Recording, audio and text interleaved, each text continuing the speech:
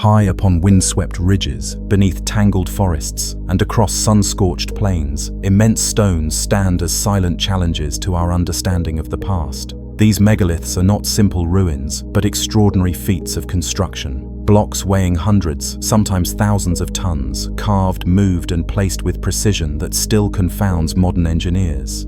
Their scale is staggering, yet what makes them truly remarkable is the mystery of their purpose. Many align with solstices, equinoxes, or star paths, hinting at a sophisticated knowledge of the heavens. Others are buried deep underground or arranged in vast circles whose meaning remains unknown. From the mountains of Asia to the islands of Europe, from the deserts of the Middle East to the forests of the Americas, these structures share uncanny similarities. Passage tombs glow with sunrise on a single day each year. Polygonal walls stand unmoved by earthquakes, and colossal statues gaze endlessly over forgotten lands. Legends tell of gods, giants, or lost civilizations shaping them, while science admits that the methods remain uncertain. In this journey, we will travel across continents to explore these impossible creations. Settle back, let the world outside fade, and together we'll uncover megalithic structures that still defy explanation.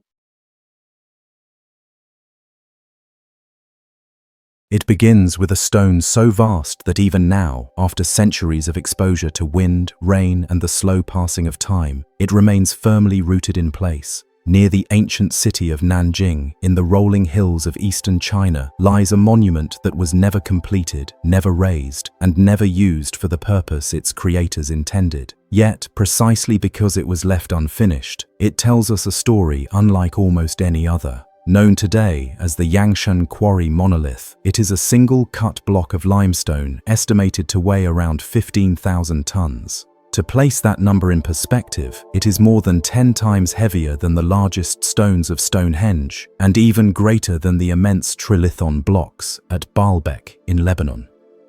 The Yang Shan monolith was shaped directly out of the mountain itself, detached from living rock with painstaking precision, only to be abandoned when those who commissioned it realized that the task of moving it from quarry to destination might be impossible. Standing before it today, travelers are struck less by ornate decoration or complex carving than by its sheer scale. The block looms, rectangular and stark, like a mountain reshaped by human hands. It is difficult to grasp with the eye alone. One must walk its length, step after step, to appreciate its immensity. Yet even then, the question lingers, why would builders in the 15th century attempt such an audacious project?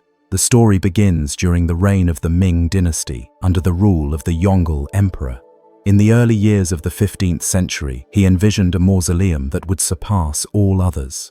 The Ming had already proven themselves master builders, razing the Forbidden City in Beijing, expanding sections of the Great Wall, and overseeing enormous public works. But the Yongle Emperor sought something even greater for his own tomb. He ordered the creation of a colossal stone stele, a monument that would proclaim his power for eternity. This stele, if completed, would have been erected near his burial place at the Ming Xiaoling Mausoleum, just outside Nanjing. The Yang Shan quarry, located about 15 miles east of the city, was chosen as the site where the stele's components would be cut. Limestone here had been quarried for centuries, but never at this scale. Teams of laborers began carving the rock face, separating 3 massive sections that together would have formed the base, body, and crown of the stele. Even the smallest of these pieces was gargantuan by any measure, weighing thousands of tons. The largest, intended as the main body, reached a scale so extreme that even modern cranes would struggle to move it.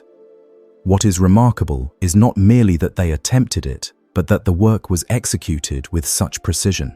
The sides are smooth, the cuts sharp, evidence of an organized workforce and careful planning. It suggests that the builders believed they had the means to transport the stones, or at least the confidence to try. Yet when calculations were made, or perhaps when initial attempts failed, the realization dawned that the blocks were simply too massive to be moved across the hills, valleys, and rivers separating quarry from mausoleum. And so the monoliths were left behind, half-dreams carved from the earth, too heavy to ever fulfill their purpose. The abandoned stones remain in place to this day. Visitors can still see the outlines of the three colossal components lying where they were cut, silent witnesses to both human ambition and human limitation. Standing on them, one feels the scale of the endeavor, but also a sense of incompletion, as if history paused mid-sentence and never resumed. For centuries, the Yang Shan monoliths have stirred debate. Some historians view them as evidence of overreach, a project born of imperial ambition but not grounded in practical reality. Others see them as a window into the extraordinary skill and confidence of Ming engineers, who at least conceived of moving such blocks even if they could not complete the task. Archaeologists note that the decision to abandon them was likely pragmatic rather than ceremonial. The emperor died in 1424, and while his mausoleum remained grand, the stele he imagined never stood above it. The stones simply became too impractical to move, a realization that no amount of labor or willpower could overcome. What makes the Yang Shan monolith especially fascinating is how it changes our perspective on other megalithic achievements. Around the world, we marvel at structures where massive stones were not only cut but successfully transported and raised into place. At Baalbek, in modern-day Lebanon, blocks weighing over 800 tons form the platform beneath Roman temples. At Ollantaytambo in Peru, stones of 50 tons were moved across valleys and rivers. At Giza, the Great Pyramid incorporates millions of blocks, some weighing over 70 tons, all lifted into place with remarkable accuracy. When viewed alongside these sites, Yang Shan serves as a counterpoint. It is the record of an attempt that went too far, a project where ambition exceeded ability, and thus it reveals the limits of human capacity in a way completed monuments rarely do. Local folklore adds its own layers to the story. In villages around the quarry, tales passed down through generations describe workers who toiled endlessly yet could not budge the stone. Some stories tell of supernatural beings who cursed the site, ensuring the blocks would never leave their resting place. Others speak of omens that appeared during the carving, warning the emperor that the stones would never stand as intended. These legends, though unprovable, reflect the awe with which the site has been regarded. For ordinary people, the stones were not simply abandoned projects, but symbols of a dream too grand to achieve, perhaps even a lesson about hubris. The physical environment of Yang Shan only deepens its impact. The quarry lies within wooded hills, its limestone cliffs partly concealed by greenery, so that approaching the site feels almost like stepping into a hidden world. Unlike the neatly arranged avenues of the Forbidden City or the symmetrical grandeur of a pyramid, the Yang Shan monolith rests raw and unfinished, still attached to the earth around it. This unfinished quality gives it a strange, almost haunting power. It is less a monument than a question, one posed to every visitor who tries to imagine how it might have looked had it been completed. From a technical standpoint, the challenges of moving the blocks were immense. Consider the largest piece, estimated at 15,000 tons. To transport it would have required an infrastructure of ramps, rollers, sledges, and sheer manpower on a scale without precedent. Even if one imagines tens of thousands of workers, the logistical hurdles are staggering. The terrain around Nanjing is hilly, with rivers cutting through the land. Bridges would have had to bear the load, or else the stone would need to be dragged across uneven ground. Modern engineers studying the site suggest that the Ming builders may have underestimated the complexity of such an operation. Perhaps they believed they could adapt techniques used for smaller stones, only to find that the physics of such mass defied their methods. Yet the fact that the blocks were carved at all suggests that the attempt was made in earnest. This is not the work of planners who never intended to complete their task. The clean lines and smooth faces of the monoliths show effort and intention, not hesitation. The decision to abandon them likely came after much labor had already been invested, making it a costly lesson in the limits of technology. What lingers most, though, is the sense of scale. To stand on the quarry floor and gaze along the length of the monolith is to confront the enormity of human ambition. One can almost imagine the workers lining the cliffs, chiseling day after day, watching as the blocks slowly separated from the living rock.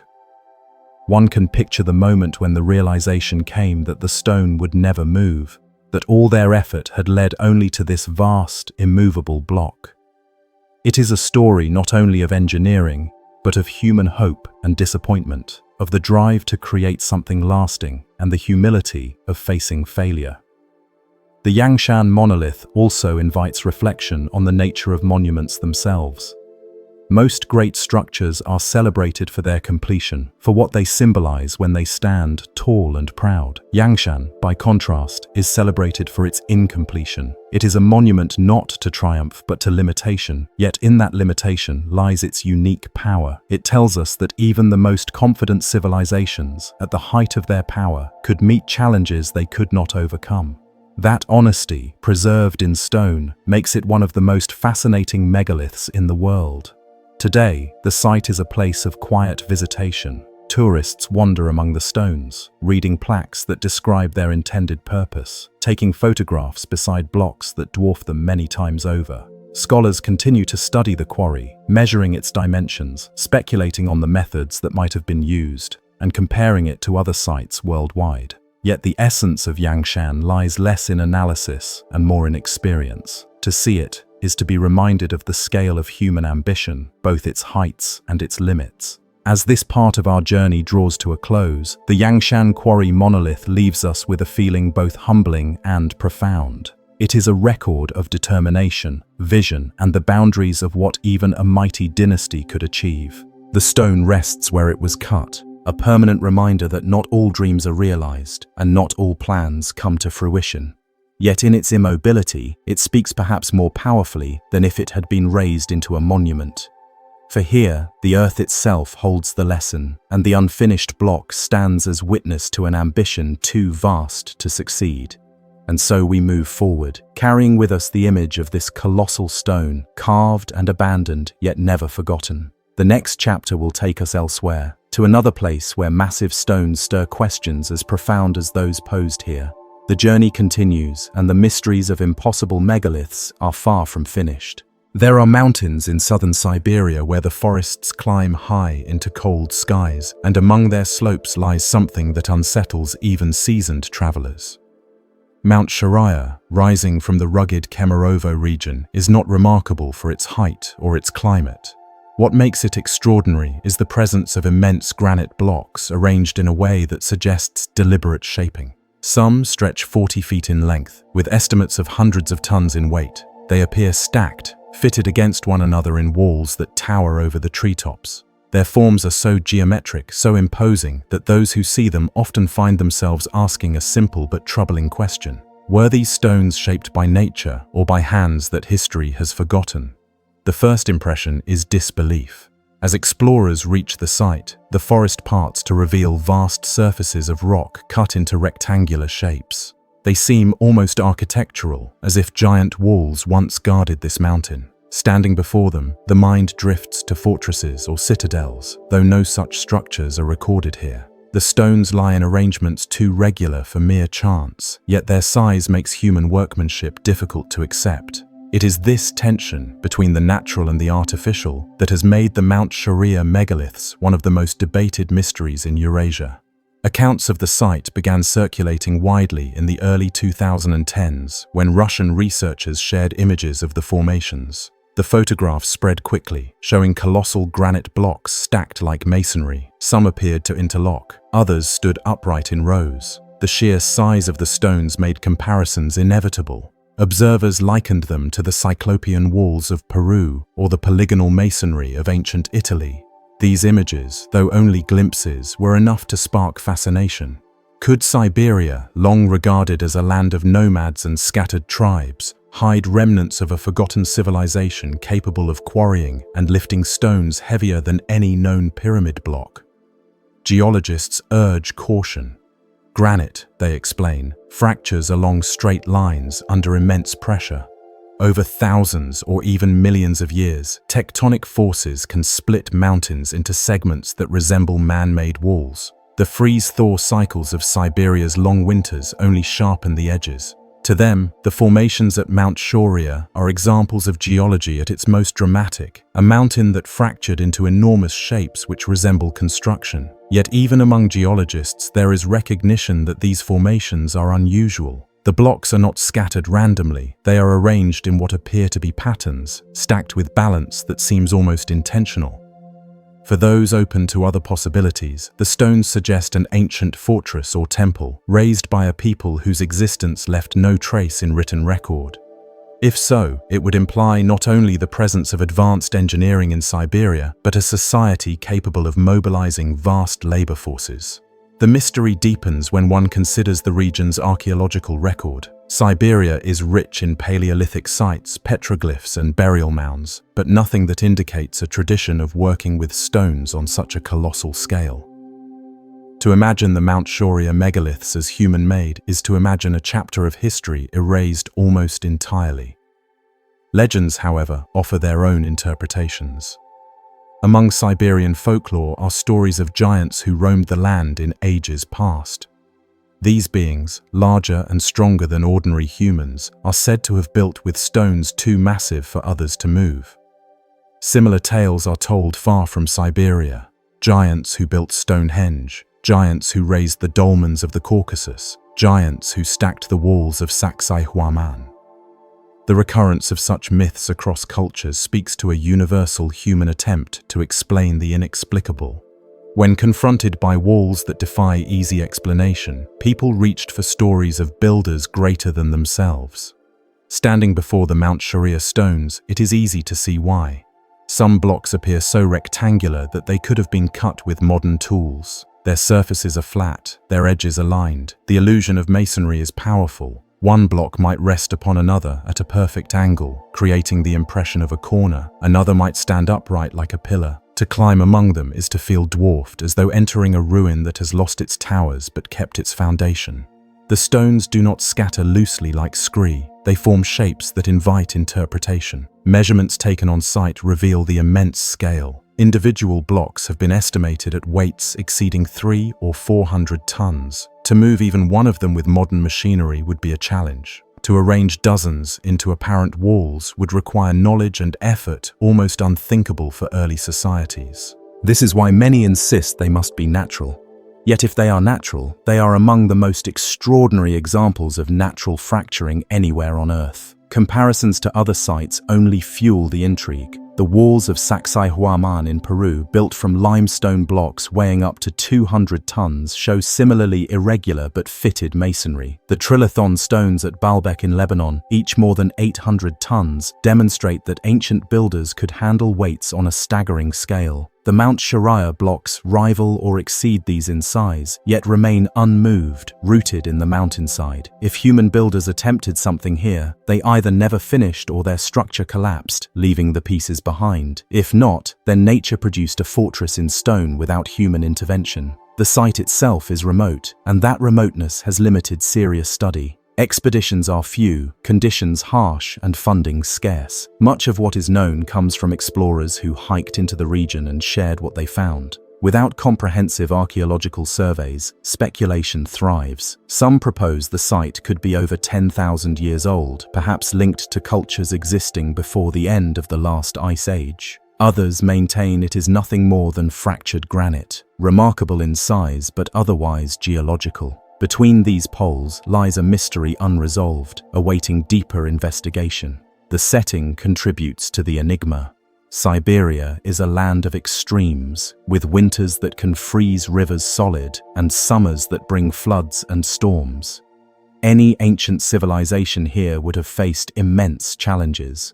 Yet the region also connects east and west, serving as a corridor between Europe and Asia. If a forgotten culture had once thrived here, it might have played a role in spreading ideas across continents.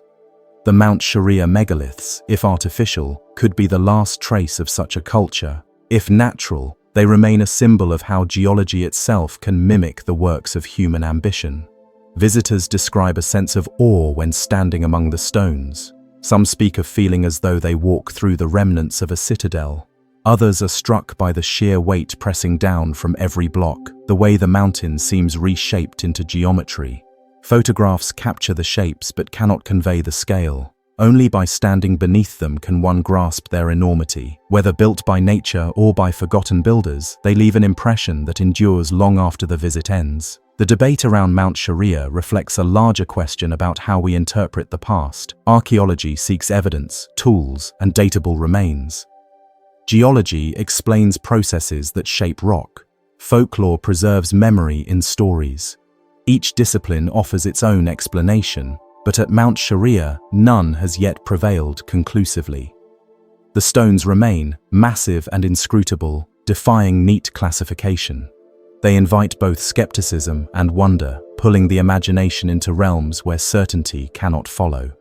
In the end, perhaps the greatest significance of the Mount Shoria megaliths is not in proving one theory correct, but in reminding us of the limits of knowledge. They show that the earth can still surprise, that mysteries remain in remote places, that not every question has an answer readily at hand. Whether natural fortress or lost construction, they are part of the landscape now, witnesses to centuries of snow, wind, and time, holding their secrets in silence. Those who leave the site often carry with them a mental image of towering blocks against the Siberian sky, shapes that seem both familiar and alien. That image lingers long after footsteps fade down the mountain path as a reminder that some enigmas are not meant to be solved easily.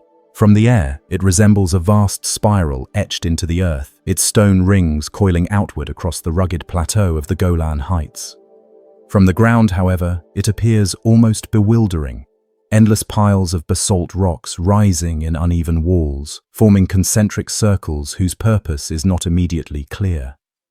This is Roujam Elhiri, a site built some 5,000 years ago, long before written history reached this land. Its name, meaning stone heap of the wild cat in Arabic, captures its rough appearance, but its design suggests something far more deliberate than a heap of rubble.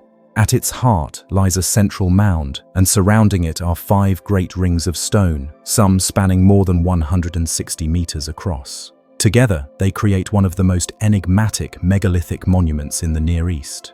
The sheer effort required to build such a structure cannot be overstated.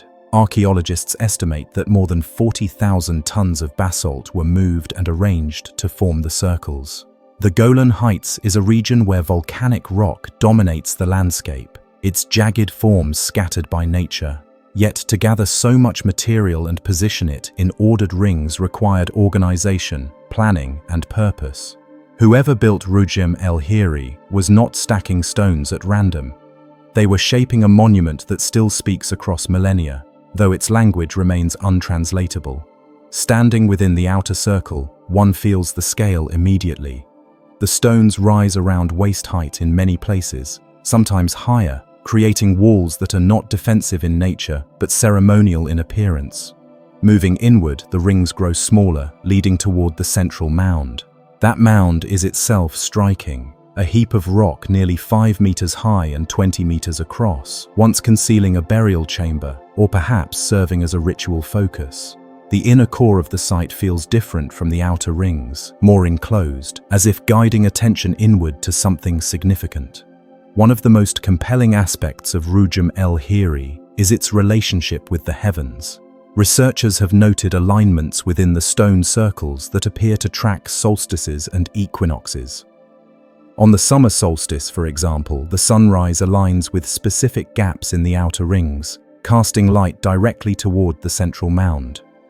This suggests that the builders possessed careful astronomical knowledge, able to mark the cycles of the sun with stone. It also implies that the monument may have functioned as an observatory, a calendar in rock where the movements of the sky were recorded and celebrated. Yet astronomy may not tell the whole story. The presence of the central mound has led many to argue that the site was also a place of ritual, perhaps connected to death or rebirth. Excavations within the mound revealed a burial chamber dating to centuries after the rings were built, suggesting that the structure remained significant for long periods of time, reused by later peoples for funerary purposes. The layering of functions, astronomical, ceremonial, mortuary, points to a monument whose meaning evolved or perhaps encompassed many dimensions at once. The builders themselves remain unknown. Around 5,000 years ago, the Golan Heights was home to early agrarian communities, part of the wider Bronze Age world of the Levant. These were societies capable of raising large stone monuments, as seen in dolmens scattered across the region. Yet, nothing else in the area matches the scale and complexity of Roujam Elhiri. To coordinate such a project would have required not only labor, but also social organization, leadership, and shared belief strong enough to motivate thousands of hours of work. What drove them to construct circles of stone on this windswept plateau remains uncertain. Legends later attached themselves to the site. Some local traditions spoke of giants who raised the stones, a common motif in many cultures when explaining megaliths. Others saw the site as a dwelling of spirits or as a marker left by ancient peoples whose knowledge had long since vanished. The Hebrew name for the site, Gilgal Rephaim, translates to Wheel of Giants, underscoring how deeply the idea of superhuman builders became entwined with its identity. Such stories, while not historical evidence, reflect the awe the site has inspired across generations.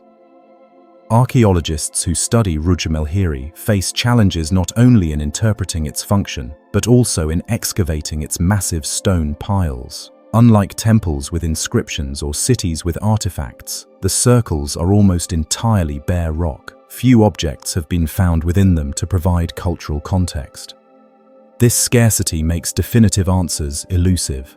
Still, surveys and aerial photography have revealed the careful geometry of the rings, their diameters aligned and their stones arranged with surprising regularity. What appears chaotic at ground level becomes strikingly ordered when viewed from above, a perspective the original builders themselves may never have fully seen. Some researchers have speculated that the circles could have served as a gathering place for seasonal festivals. Communities from surrounding valleys might have assembled here during key moments of the year, marking the solstices with ceremonies. The scale of the site certainly suggests collective use, not something built for a single family or small clan. Others propose that the structure had a more symbolic purpose, embodying cosmological beliefs, with the rings representing cycles of life, death, and renewal. The central mound in this reading becomes not just a burial, but a cosmic center, the axis around which the circles revolve. Comparisons to other megalithic sites deepen the mystery. Roujam Elhiri predates Stonehenge by more than a millennium, yet shares with it the theme of circular construction aligned to celestial events. Unlike Stonehenge, however, its stones were not raised into towering pillars, but laid in vast rings, forming walls rather than uprights.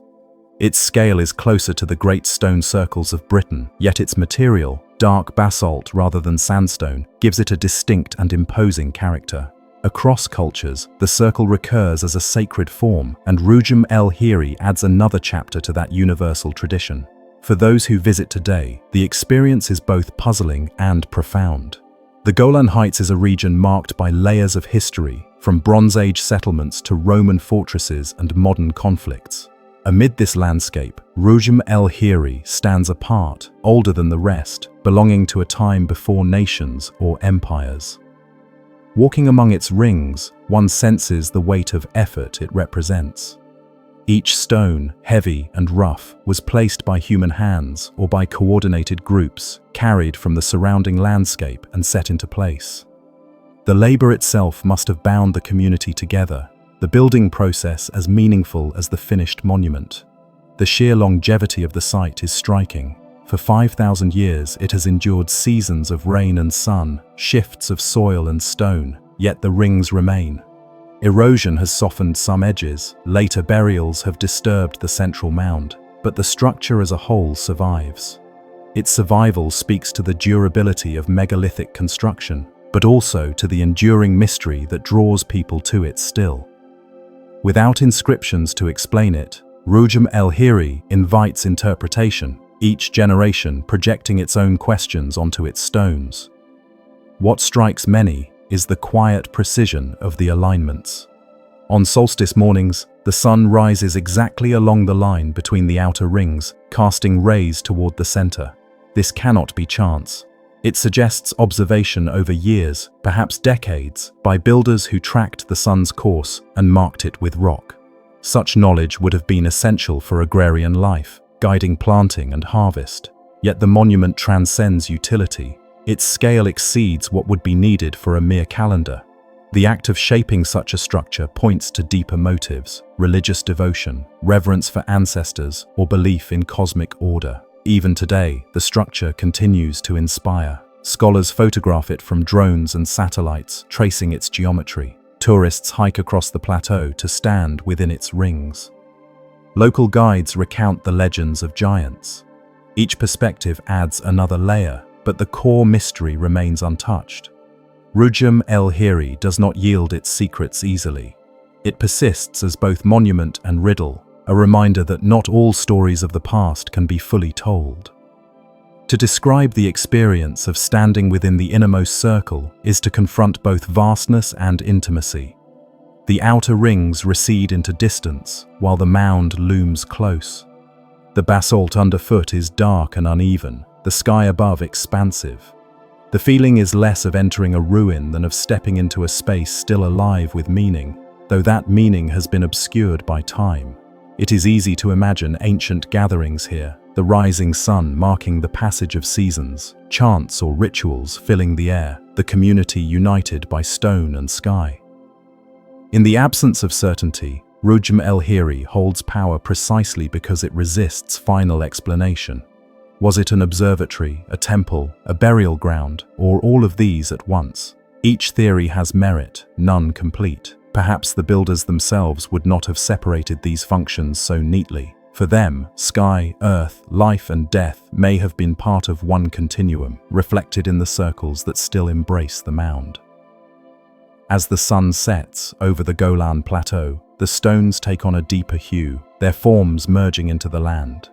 They have stood here for millennia, long after the hands that raised them turned to dust. What they were meant to signify may never be fully known, but their endurance ensures that they are not forgotten. Visitors leave with questions, not answers, carrying with them the image of rings stretching outward like ripples in time. Long before the Ural Mountains were dotted with industrial towns and mining camps, a circle of earth and stone was raised upon the steppe. From above, it appears as two great concentric rings, intersected by radial streets, forming a perfect wheel laid across the plain. This is Arkim, a fortified settlement dating back nearly 4,000 years, often referred to as the Russian Stonehenge. It was not rediscovered until the late 20th century, when Soviet engineers preparing to flood the valley stumbled upon its outline.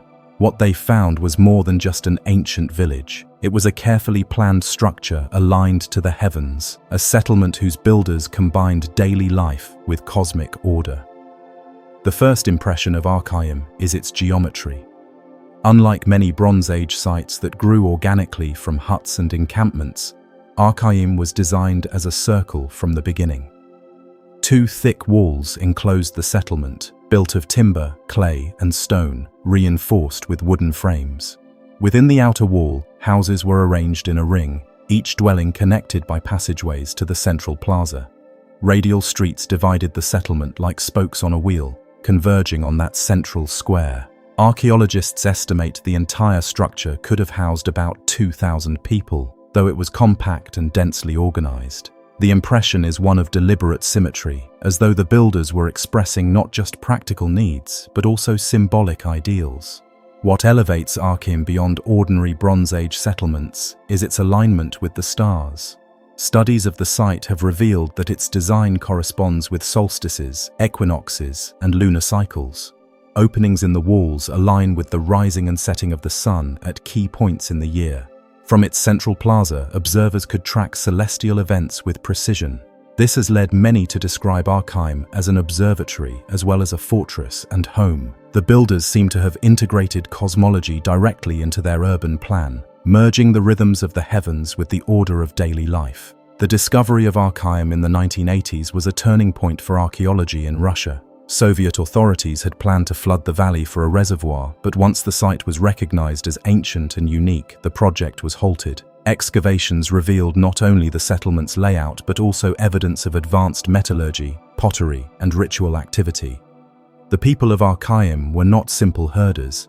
They worked bronze, forged tools, and crafted ornaments. They lived in houses equipped with hearths, wells, and storage pits. Their settlement was fortified, suggesting the need for defense, yet it was also spiritual, designed to reflect the cosmos. Speculation about Arkim's builders has been lively.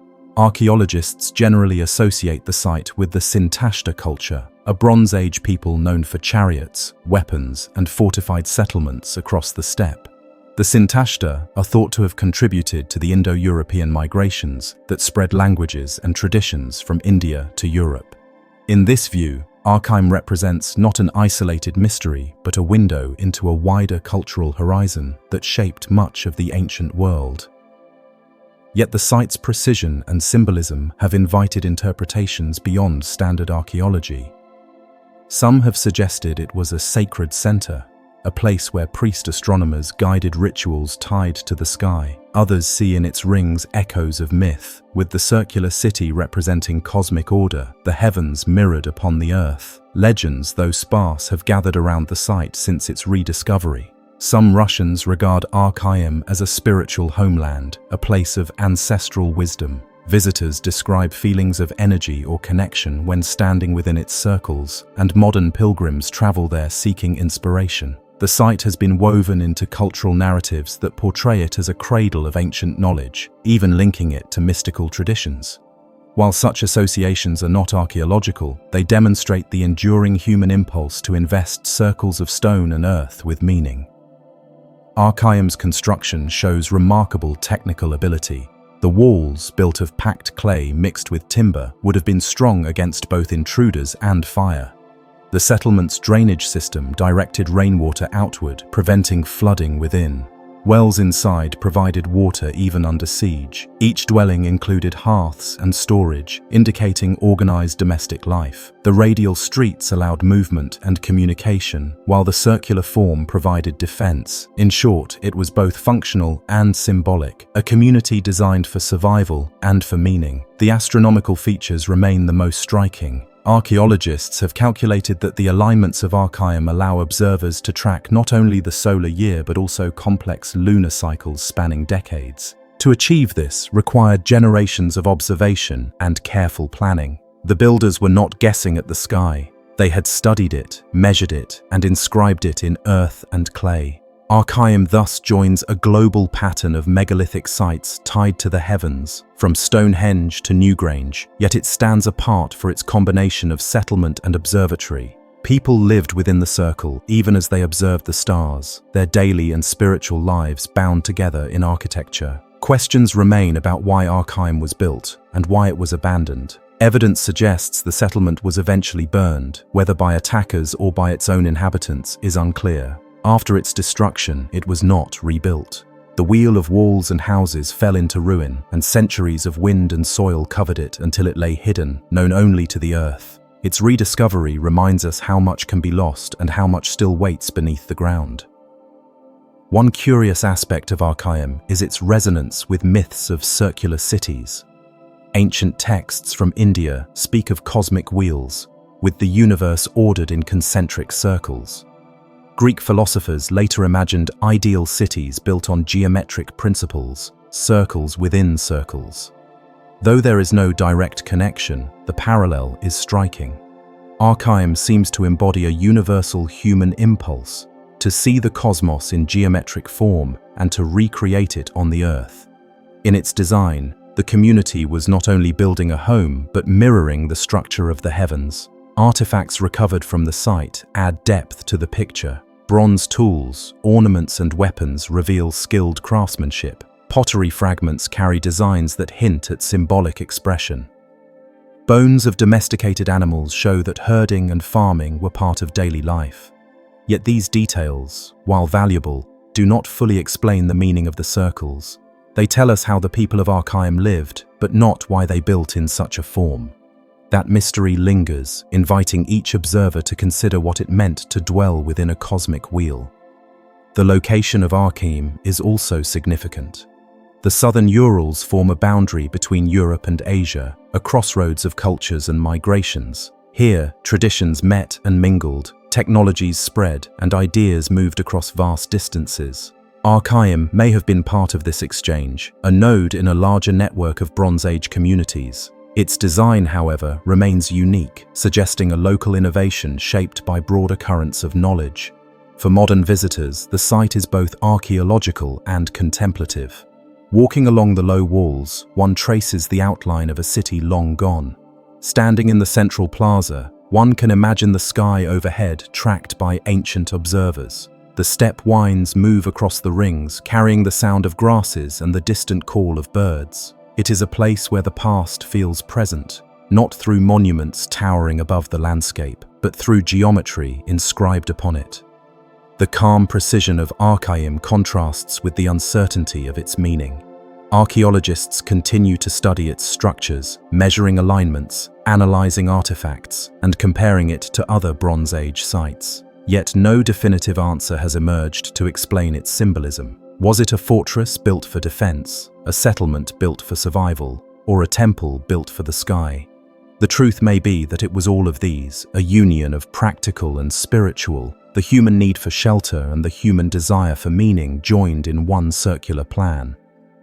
What sets Arkim apart from other megalithic sites is its integration of life and cosmos.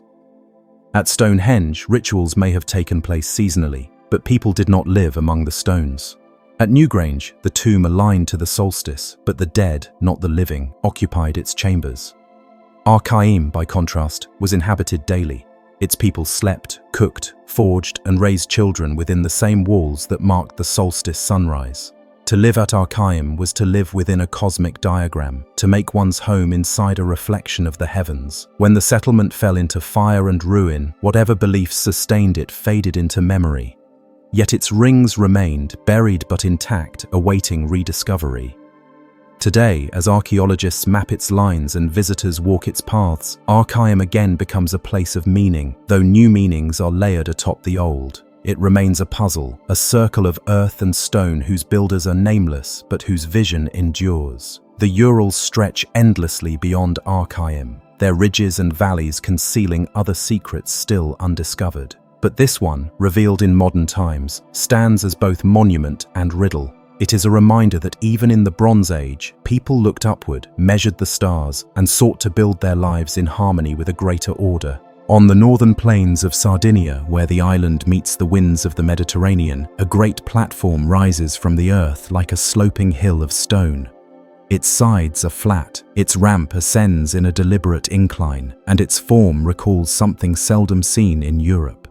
This is Monte Doddi, a megalithic monument built more than 4,000 years ago, whose stepped structure has often been compared to the ziggurats of Mesopotamia. To find such a form on Sardinia is startling, for it seems to connect two regions separated by seas and cultures. Was this resemblance coincidence, convergence of design, or evidence of contact between distant peoples? That question lies at the heart of the mystery. Monte Doddi is not immediately imposing in height, about 5 meters in its present form, but its design commands attention. The structure consists of a massive rectangular platform of stone and earth, upon which rises another, smaller platform. A long ramp leads upward to the top, creating the impression of a stepped temple. Surrounding the monument are scattered menhirs, standing stones arranged with apparent symbolic purpose, as well as a great spherical stone whose meaning is unclear. Together, these elements create a sacred complex unlike anything else in Western Europe of the same era.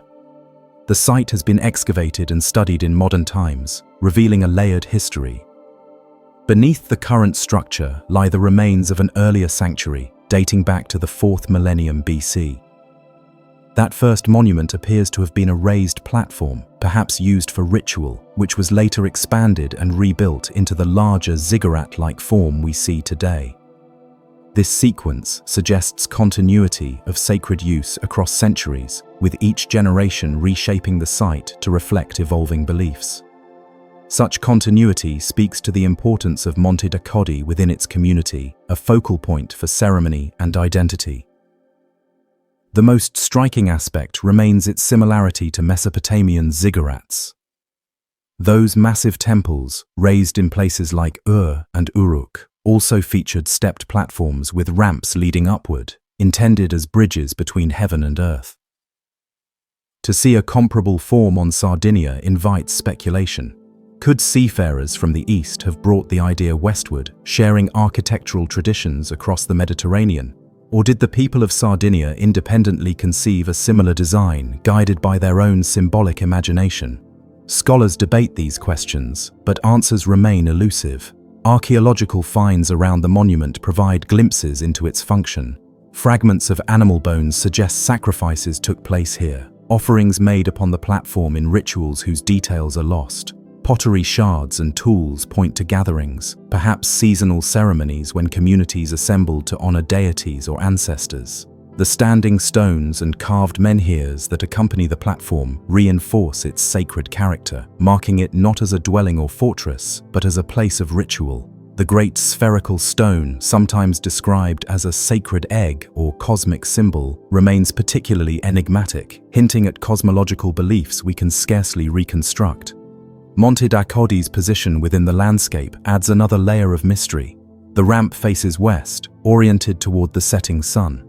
Some researchers suggest that the monument may have been aligned with celestial events, serving as a place where the movements of the sun and stars were observed and celebrated. The idea of the platform as a cosmic stage fits with broader traditions of megalithic astronomy seen elsewhere in stone circles and passage tombs across Europe. Yet here, the combination of platform, ramp, and surrounding stones suggests something more elaborate, a fusion of local and possibly foreign ideas into a unique expression. Legends that developed around the site in later centuries add color, though not certainty. Some tales speak of giants who built the platform, stacking stones too heavy for ordinary humans. Others describe it as the altar of ancient gods, where offerings were made to celestial beings. Though folklore cannot provide historical accuracy, it reflects the awe Monte Doddi has inspired across ages. To stand before its sloping ramp is to feel the presence of a past both familiar and alien, a reminder that ritual once shaped landscapes as surely as survival did. Excavations in the 20th century brought Monte Doddi to wider attention. Archaeologists uncovered the layered platforms, studied the construction techniques, and catalogued artifacts from the site. They found that the monument was built of large stone blocks combined with earthfill, reinforced by smaller stones, creating a stable core. The ramp was carefully angled, its surface once plastered to provide smooth ascent. These details demonstrate not only engineering ability, but also deliberate planning, the work of a society capable of organizing large-scale labor for symbolic ends. The community that raised Monte Doddi belonged to Sardinia's Ozieri culture, a Neolithic people known for fine pottery and ritual practices. They were not isolated. Evidence of trade and contact suggests exchange across the Mediterranean. Obsidian from Sardinia traveled far, while exotic objects reached the island in return. This context makes it plausible that ideas as well as goods were exchanged. If so, Monte Doddi could represent the westernmost expression of architectural concepts that had deeper roots in the east. Yet even if influence was present, the Sardinians reshaped it into their own form, distinct from Mesopotamian giants, smaller in scale but powerful in symbolism. The site's eventual abandonment remains unclear. At some point in the 2nd millennium BC, the platforms ceased to be maintained and the community moved on. Weeds grew upon its ramp, stones fell, and soil accumulated. For centuries it lay half-buried, remembered perhaps in fragmentary lore but absent from written record. Its rediscovery in modern times has restored its place as one of Sardinia's most remarkable monuments, a reminder of a culture whose voice was lost but whose stones remain. For visitors today, Monte Doddi offers a rare experience. Approaching the ramp, one ascends slowly, as ancient worshippers once did, rising from the plain to the platform above. From the top, the landscape spreads outward. The Mediterranean glimmers in the distance, fields stretch across the plains, and the sky arcs overhead. It is easy to imagine rituals unfolding here, processions climbing the ramp, offerings made at the summit, prayers lifted toward the heavens. The monument transforms ordinary ground into sacred space, a threshold between earth and sky. The presence of menhirs and the spherical stone adds to the sense of mystery. Each element seems symbolic, yet their exact meanings are lost. Were the standing stones aligned with stars, or did they mark ancestors? Was the spherical stone a symbol of fertility, the sun, or the cosmos itself? Without texts, we can only speculate. Yet perhaps the absence of certainty is part of the site's enduring power. It invites reflection, encouraging each generation to project its own meanings, much as the builders themselves did when they reshaped the earlier platform into its grander form. Monte Doddi also raises questions about the nature of megalithic architecture as a whole.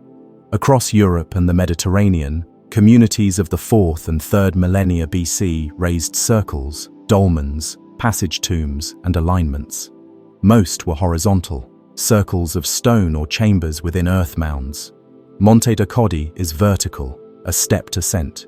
It suggests a desire not only to mark space, but to rise above it, to create a platform where ritual could be seen against the sky.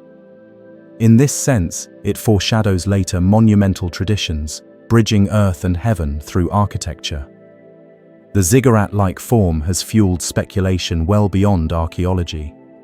Some see it as evidence of cultural diffusion, a sign that ideas traveled farther than textbooks admit.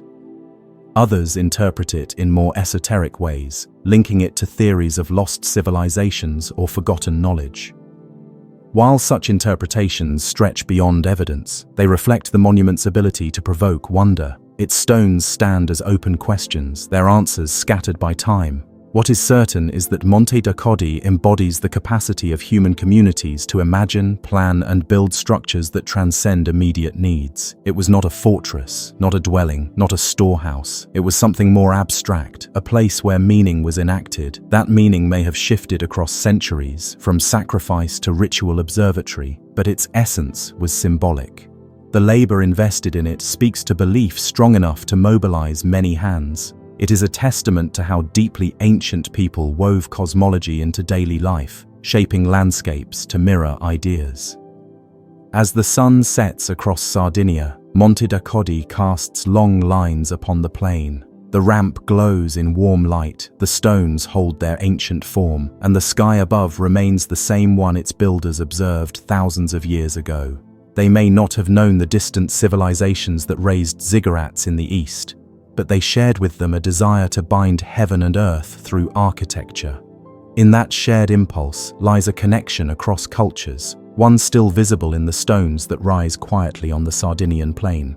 Beneath the streets of Paola in Malta, hidden under layers of modern houses and winding lanes, lies a structure unlike any other in Europe. It is not raised toward the sky like a temple, nor spread across the earth like a stone circle. Instead, it descends into darkness, an underground world carved entirely from living limestone. This is the hypogeum of Hal Saflieni, a megalithic complex dating back more than 5,000 years. Its chambers wind downward through 3 levels, connected by passages and stairways filled with alcoves, niches, and carved walls. Even more extraordinary, certain rooms were designed with acoustics so precise that sound vibrates and amplifies in ways modern science still struggles to explain. The entrance to the hypogeum is unassuming, a small opening discovered accidentally in the early 20th century when workers digging for a cistern broke through its roof. What they found was not a cave, but a vast complex of halls carved with intention. The discovery revealed chambers filled with bones, pottery, and small figurines, evidence of rituals and burials. As excavations continued, archaeologists realized the site was a masterpiece of underground architecture, one that rivaled the great above-ground megalithic temples of Malta. The uppermost level of the hypogeum appears simplest, with large halls and burial chambers. It may have been the earliest part of the complex, expanded as generations returned to enlarge and reshape it. Descending deeper, the architecture grows more elaborate. The middle level contains the famous oracle room, a chamber with extraordinary acoustic properties. A voice spoken within resonates throughout the entire complex, amplified and transformed into a low, rolling vibration.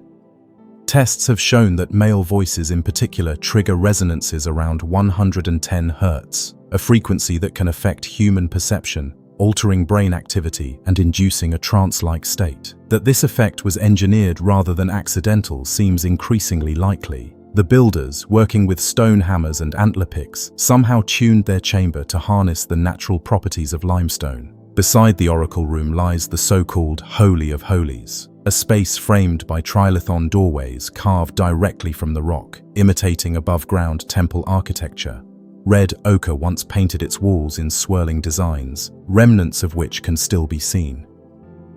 The chamber feels deliberate and theatrical, as though designed for ceremonies where sound, color, and space combined into a powerful sensory experience. The deepest level of the hypogeum plunges still further, with chambers and cisterns cut into the bedrock. Here, no natural light could ever reach, and yet the builders carved with astonishing precision. The scale of labor is almost inconceivable. Thousands of tons of limestone removed with simple tools, corridors smoothed, and chambers hollowed. Without written records, the purpose of this vast undertaking remains uncertain. Was it primarily a necropolis, a city of the dead, or was it also a temple, a place of initiation and ritual? The evidence suggests it was both, a liminal space between life and death where sound, darkness, and stone combined to create an otherworldly environment. The bones recovered from the hypogeum tell their own story. Thousands of individuals were interred here, often placed carefully in niches or gathered communally. Some skulls showed unusual elongation, whether natural or intentional is debated, adding to the site's aura of mystery. Figurines, including the famous Sleeping Lady of Hal Saflieni, depict rotund female forms reclining as if in repose, perhaps representing fertility, death, or regeneration. These finds suggest the hypogeum was deeply tied to beliefs about life cycles, ancestors, and rebirth. Acoustics remain the most intriguing feature. Modern experiments conducted inside the oracle room demonstrate how sound carries throughout the chambers. A single spoken phrase can be heard in distant rooms, vibrating the air and even the stone itself. Listeners have reported physical sensations, as though sound passes through the body. Researchers studying resonance frequencies note that such vibrations can influence human brain activity, possibly enhancing altered states of consciousness. Whether or not the builders understood the science, they clearly recognized the effect. The chamber's design seems to invite chant, incantation, or ritual speech, amplified into something larger than the human voice alone. This blending of architecture and acoustics is unique among megalithic sites. Stone circles may align with solstices, pyramids may rise toward the heavens, but here the monument interacts with sound itself. It suggests a culture attentive not only to the movements of the sun and stars, but also to the hidden properties of stone and air. In the hypogeum, architecture becomes instrument. The discovery of the complex in the early 1900s astonished scholars.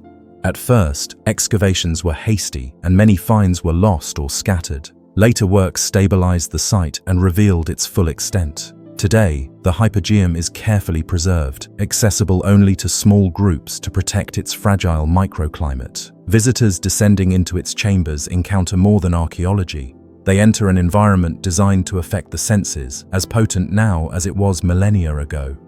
One striking aspect is how the hypogeum mirrors above-ground temples of Malta, such as Tarxian or Haga Chim, with their curving walls and trilithon doorways. The builders seem to have replicated familiar forms underground, transferring sacred architecture from the Earth's surface into its depths. This descent may have carried symbolic meaning, representing a journey into the underworld or into the womb of the Earth. The presence of fertility figurines reinforces this association. Life, death, and rebirth may have been enacted in stone, sound, and ritual. Legends surrounding the site add further intrigue. Some local stories speak of labyrinths beneath Malta where people vanished. Others tell of strange energies within the hypogeum, echoing the sensations reported by modern visitors exposed to its resonant chambers. While folklore cannot be taken as fact, it reflects the awe inspired by this subterranean monument. Comparisons with other megalithic structures reveal both similarities and unique features.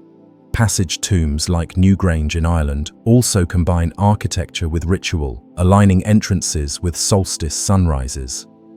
Yet the hypogeum is different. It is entirely underground, without celestial alignments, relying instead on acoustics and darkness to shape experience. Its builders chose not to mark the sky, but to create an inner cosmos of sound and stone.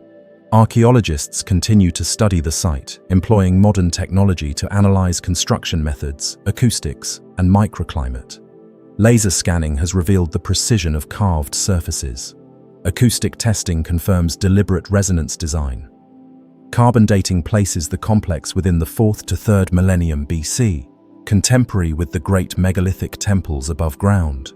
Together they form a cultural horizon unique to Malta, demonstrating remarkable architectural ambition for a small island in the Mediterranean. The hypogeum challenges assumptions about prehistoric societies. It reveals not only technical ability to carve vast underground chambers, but also sophisticated symbolic imagination. To descend into its halls is to encounter a people who shaped their environment to express beliefs about life, death, and the unseen. Their choice of sound as a medium suggests awareness of sensory power, of how vibration can affect emotion and perception. Such insight feels surprisingly modern, yet it belongs to a culture 5,000 years past. For those who visit, the experience is unforgettable. Descending through narrow stairways, one enters chambers where the air feels dense, the walls close yet precise. A single word spoken aloud expands into a presence larger than oneself, reverberating in stone. The red ochre designs, faded but still visible, add a reminder of color, once alive in the dark. Bones once lay here, ancestors resting in niches, surrounded by ritual objects. The entire space feels like a dialogue between humans and the earth, carved to create resonance not only of sound, but of meaning. The hypogeum of Hal Saflieni remains one of the most extraordinary megalithic monuments ever built. Unlike temples that reach upward, it turns inward, an architecture of descent. Its chambers amplify sound in ways that defy easy explanation, blending ritual, burial, and sensory manipulation into a single structure. Whether designed for ceremonies of death, initiations, or cosmic journeys, it demonstrates a vision of architecture as more than shelter, more than monument. It is an instrument of transformation. Though we may never know the full scope of beliefs enacted here, the hypogeum continues to speak through its stones. It whispers not in words but in vibrations felt in the chest and bones, in the awe it inspires in those who step within. Beneath modern Malta, this ancient underground world still waits, carrying the legacy of a people who carved the earth into an eternal chamber of sound and ritual. On a small island in the Gulf of Morbihan in Brittany, there stands a mound of stone that from a distance seems unremarkable. Grass covers its rounded form, the surface blending into the landscape like a natural hill. Only upon closer inspection does one realize it is not a natural rise, but a carefully constructed cairn, a Neolithic passage tomb raised more than 5,000 years ago. This is the cairn of Gavinis, and within its chamber lies one of the most extraordinary collections of prehistoric carvings in all of Europe. Spirals, axes, chevrons, zigzags, and flowing patterns cover its stones, etched with such energy and density that they transform the tomb into a gallery of symbols whose meanings remain unknown. The cairn itself measures about 50 meters in diameter and stands several meters high. Built from thousands of piled stones, it encloses a long passage that leads into a central chamber. The passage extends 14 meters inward, narrowing as it approaches the heart of the tomb. Along this passage stand upright slabs of stone, forming walls upon which the carvings are found. Each slab is densely inscribed, creating a corridor where every surface carries symbols.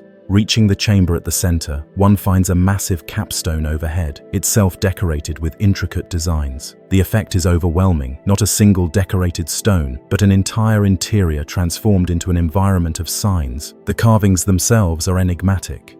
Spirals dominate, some tight and circular, others loose and flowing. Parallel lines run across slabs, zigzags intersect, and axes, stylized shapes resembling stone tools, appear repeatedly.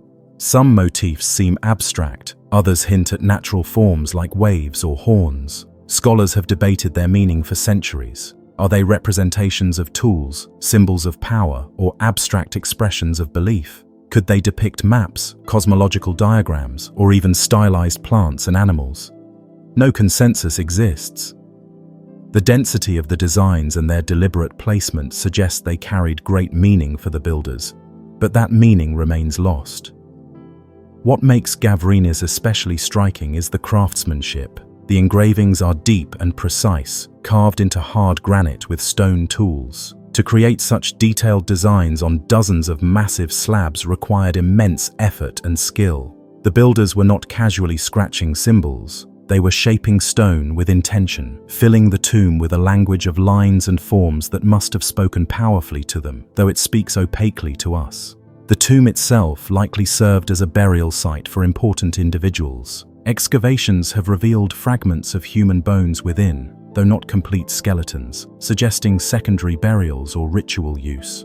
Accompanying the bones were offerings of flint tools and beads, objects that linked the dead with the living community. The combination of burial and extensive decoration indicates the cairn was not only a tomb, but a ceremonial monument, a place where the living engaged with ancestors through ritual. The location of Gavinis adds to its aura. The island is accessible only by boat, its cairn overlooking the waters of the Gulf of Morbihan. In Neolithic times, sea levels were lower, and the cairn may have stood on a hilltop connected to the mainland. Over millennia, the rising sea isolated it, turning the monument into an island shrine. This transformation adds symbolic resonance. A tomb set apart, surrounded by water, accessible only through crossing. The act of reaching it may have been part of its ritual significance, a journey mirroring the passage from life to death. The capstone of the central chamber deserves special mention. It bears an elaborate design of concentric arcs and motifs, one of the largest and most detailed carvings in the monument. Researchers have discovered that this slab originally belonged to another megalithic structure, possibly a dolmen, and was reused at Gavinis.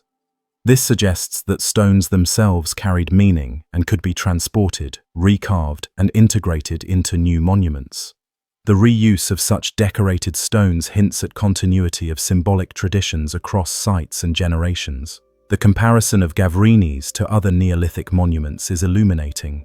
Passage tombs such as Newgrange in Ireland also feature spiral carvings, suggesting shared symbolic traditions across distant regions. The spirals at Newgrange align with solar events, perhaps linking them to cycles of time and renewal. Could the spirals at Gavinis carry similar meaning, connected to sun, moon, or seasonal cycles? The repetition of axes and chevrons may point to tools of ritual or symbols of authority, yet the precise grammar of these carvings remains obscure, their language untranslated. Archaeologists examining the carvings have noted patterns that suggest intentional sequencing. Certain symbols appear in groups, creating visual rhythms along the passage. One theory proposes that the carvings formed a narrative, a symbolic journey culminating in the central chamber. As one moved inward, the designs may have guided thought or ritual action, preparing participants for encounter with the dead or with spiritual forces. The density of the imagery transforms the passage into more than a corridor. It becomes a processional experience, an initiation into a symbolic world. The cairn itself, though massive, is not unique in Brittany. The region is rich in megalithic monuments, from standing stones at Carnac to dolmens scattered across the countryside. Yet Gavinis stands out for the sheer density and quality of its decoration. It is often called the Sistine Chapel of Neolithic art, a phrase that captures its extraordinary concentration of symbolic expression. Unlike open-air stone rows or simple dolmens, Gavinis presents a complete environment of art, sealed within stone for millennia. When the cairn was rediscovered in the 19th century, its interior astonished visitors. Early sketches captured the complexity of the engravings, bringing attention to their mystery. Since then, archaeologists, artists, and mystics alike have studied and interpreted the carvings. Some see them as early writing systems, others as shamanic visions, still others as mathematical or astronomical diagrams. None of these theories has been proven, but the diversity of interpretations reflects the richness of the imagery. The physical experience of the cairn deepens its impact. To enter, one passes along the narrow passage, the stones pressing close, every surface inscribed. The spirals seem to move with the light, shifting as one walks. The zigzags flow across stone faces, axes repeat in steady rhythm.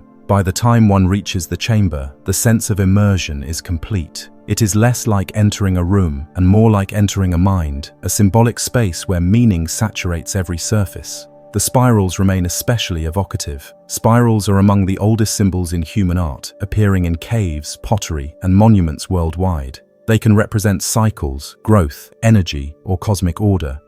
At Gavinis, their repetition suggests deep significance. Some are double spirals, others single, their forms varied but persistent.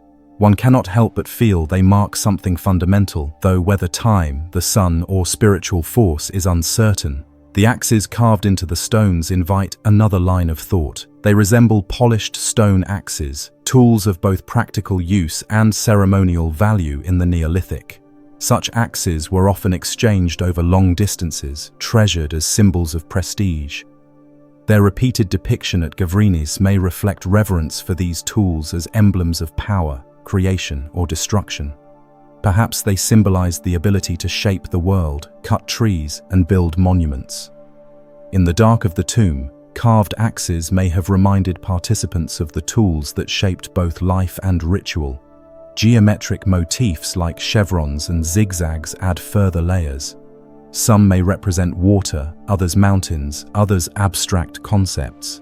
The sheer density of these motifs creates visual energy, a sense of movement along the passage walls. They resist easy interpretation, yet they are not random. Their deliberate repetition implies meaning that we have lost. The cairn of Gavinis ultimately confronts us with the gap between past and present. Its stones carry messages from a world 5 millennia distant, but the code is broken. We see the signs, but not their meanings. Yet perhaps the power of Gavinis lies in this very ambiguity. It reminds us that ancient people created not only practical tools and dwellings, but also symbolic worlds, rich with meaning that transcends survival. They carved their beliefs into stone, confident those symbols mattered, even if we no longer understand why. Today, the cairn is carefully preserved, open to visitors who arrive by boat to the island. Guides lead small groups through the passage, their lights illuminating carvings that glow against granite. The experience is intimate, confined, and striking, much as it must have been thousands of years ago. For those who stand within, surrounded by spirals and axes, the monument remains as mysterious and powerful as ever. Gavinis is more than a tomb. It is a conversation across time, spoken in a language we cannot read but can still feel. Its spirals continue to draw the eye. Its axes remind us of tools and power. Its zigzags trace patterns across stone that resist silence. In its dark chamber, the Neolithic imagination still lives, carved into granite and preserved across millennia. The cairn endures not as a solved riddle, but as a reminder that mystery itself can be monumental. In the Andalusian town of Antequera, where rolling plains meet the abrupt rise of limestone mountains, a monument of stone waits beneath the earth. From the outside, the Dolman Domingga appears as a low hill, grass-covered and blending into its surroundings. Step within, however, and one encounters one of the most extraordinary chambered tombs of Europe, a Neolithic masterpiece built more than 5,000 years ago. Massive upright stones form a long passage leading into a central chamber, each slab so large that some weigh more than 180 tons. But it is not only the scale that captures attention. Unlike most megalithic monuments which orient toward solstices or equinoxes, Menga aligns toward a mountain, La Peña de los Enamorados, the Lover's Rock, a sacred natural feature whose form dominates the landscape. This unique orientation reveals a worldview where Earth itself, rather than sky, dictated meaning. The construction of Menga remains a marvel.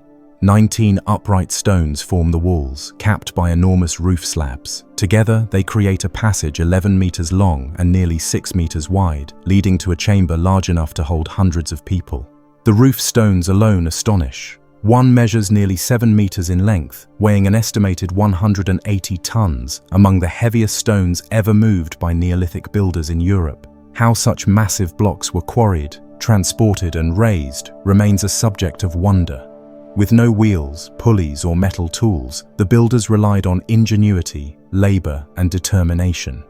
Even modern cranes would struggle to maneuver such weight with precision. Yet here the stones stand, aligned and balanced, forming a space that has lasted 5 millennia. Step into the dolmen today, and the scale is overwhelming. The chamber's height allows one to stand upright. Its breadth creates a sense of entering a hall rather than a tomb. The uprights rise like pillars, their rough surfaces bearing marks of ancient shaping. Overhead, the roof stones span the space with confidence, their weight pressing down yet perfectly supported. Light filters softly from the entrance, illuminating the interior with a dim glow. This effect was intentional. The builders designed a transitional experience, moving from the brightness of day into the subdued space of ritual. Most passage tombs across Europe align with celestial events. Newgrange in Ireland admits the winter solstice sunrise, illuminating its inner chamber.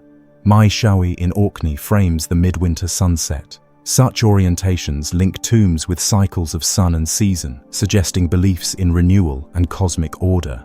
Menga is different. Its axis points directly to La Peña de los Enamorados, a mountain whose outline resembles a reclining human face. To the Neolithic builders, this feature was not merely landscape, but sacred presence. The dolmen's passage guides the eye to the mountain, binding tomb and earth together. The message is clear. Here, meaning lies not in distant stars, but in the land itself. La Peña carries legends that reinforce its sacredness. In later centuries, stories told of forbidden lovers who leapt to their deaths from its heights, giving the mountain its name. But long before these tales, the mountain likely represented ancestral power, a natural figure watching over the plain. The dolmen's orientation suggests rituals connected the dead within to the living mountain without. Death did not ascend to the heavens, but returned to the earth, embodied in stone and hill. Archaeological excavations within Menga reveal further complexity.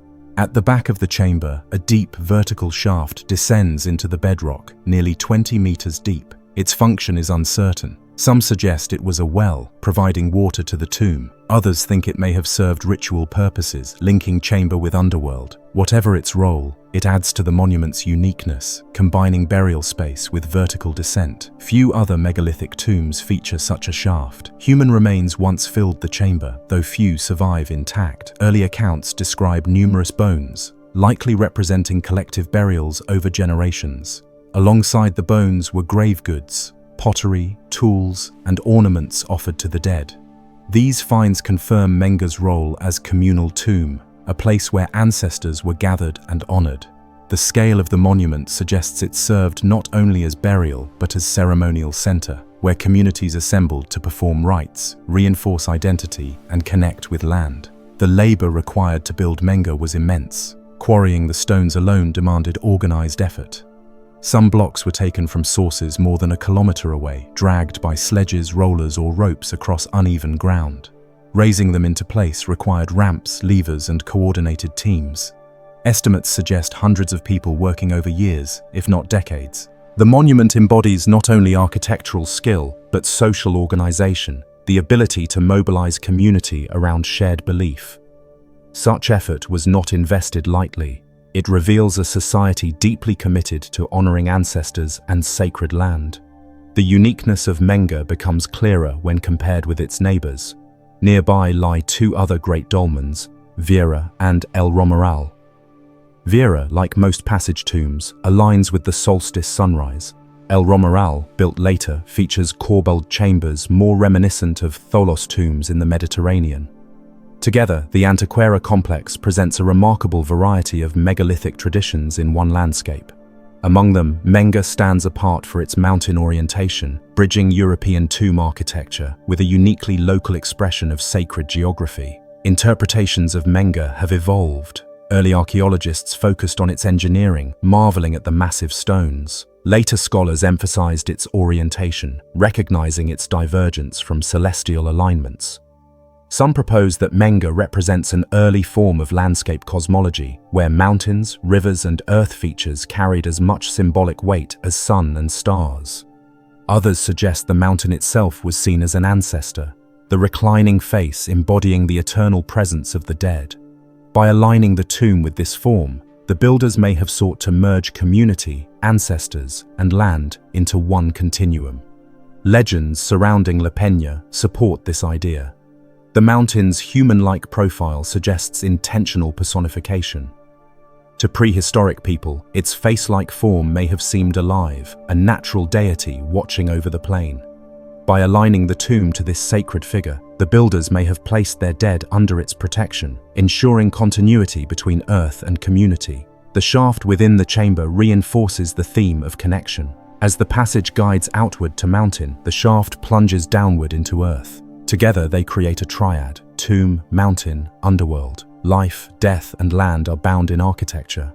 This design suggests a worldview in which human existence was inseparable from geography, ancestors merging with landscape in eternal cycle. Menga's preservation allows modern visitors to experience its power. Entering the dolmen, one feels the scale of its stones, the deliberate framing of mountain beyond.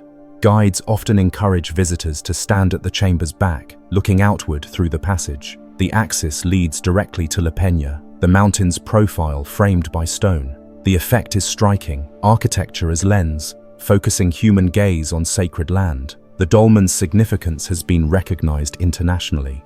In 2016, the Antequera Dolmen site, including Menga, Vieira, and El Romeral, was inscribed as a UNESCO World Heritage Site. The designation highlighted not only their age and scale, but their unique integration with landscape. For Menga especially, the alignment with mountain represents a distinctive departure from typical megalithic practice, emphasizing local belief systems within broader European traditions. Scholars continue to study Menga, employing modern techniques to refine understanding. Ground-penetrating radar, 3D scanning, and microarchaeology reveal details of construction and use. Analysis of sediments within the shaft, for instance, may clarify whether it functioned as well or ritual pit. Study of tool marks helps reconstruct quarrying methods. Each discovery deepens appreciation of the builder's skill, yet the central mysteries remain. Why the mountain, what the shaft meant, and how meaning was enacted in ritual. Menga reminds us that megalithic architecture was not uniform. While many communities looked to sun and stars, others found meaning in earth and mountain.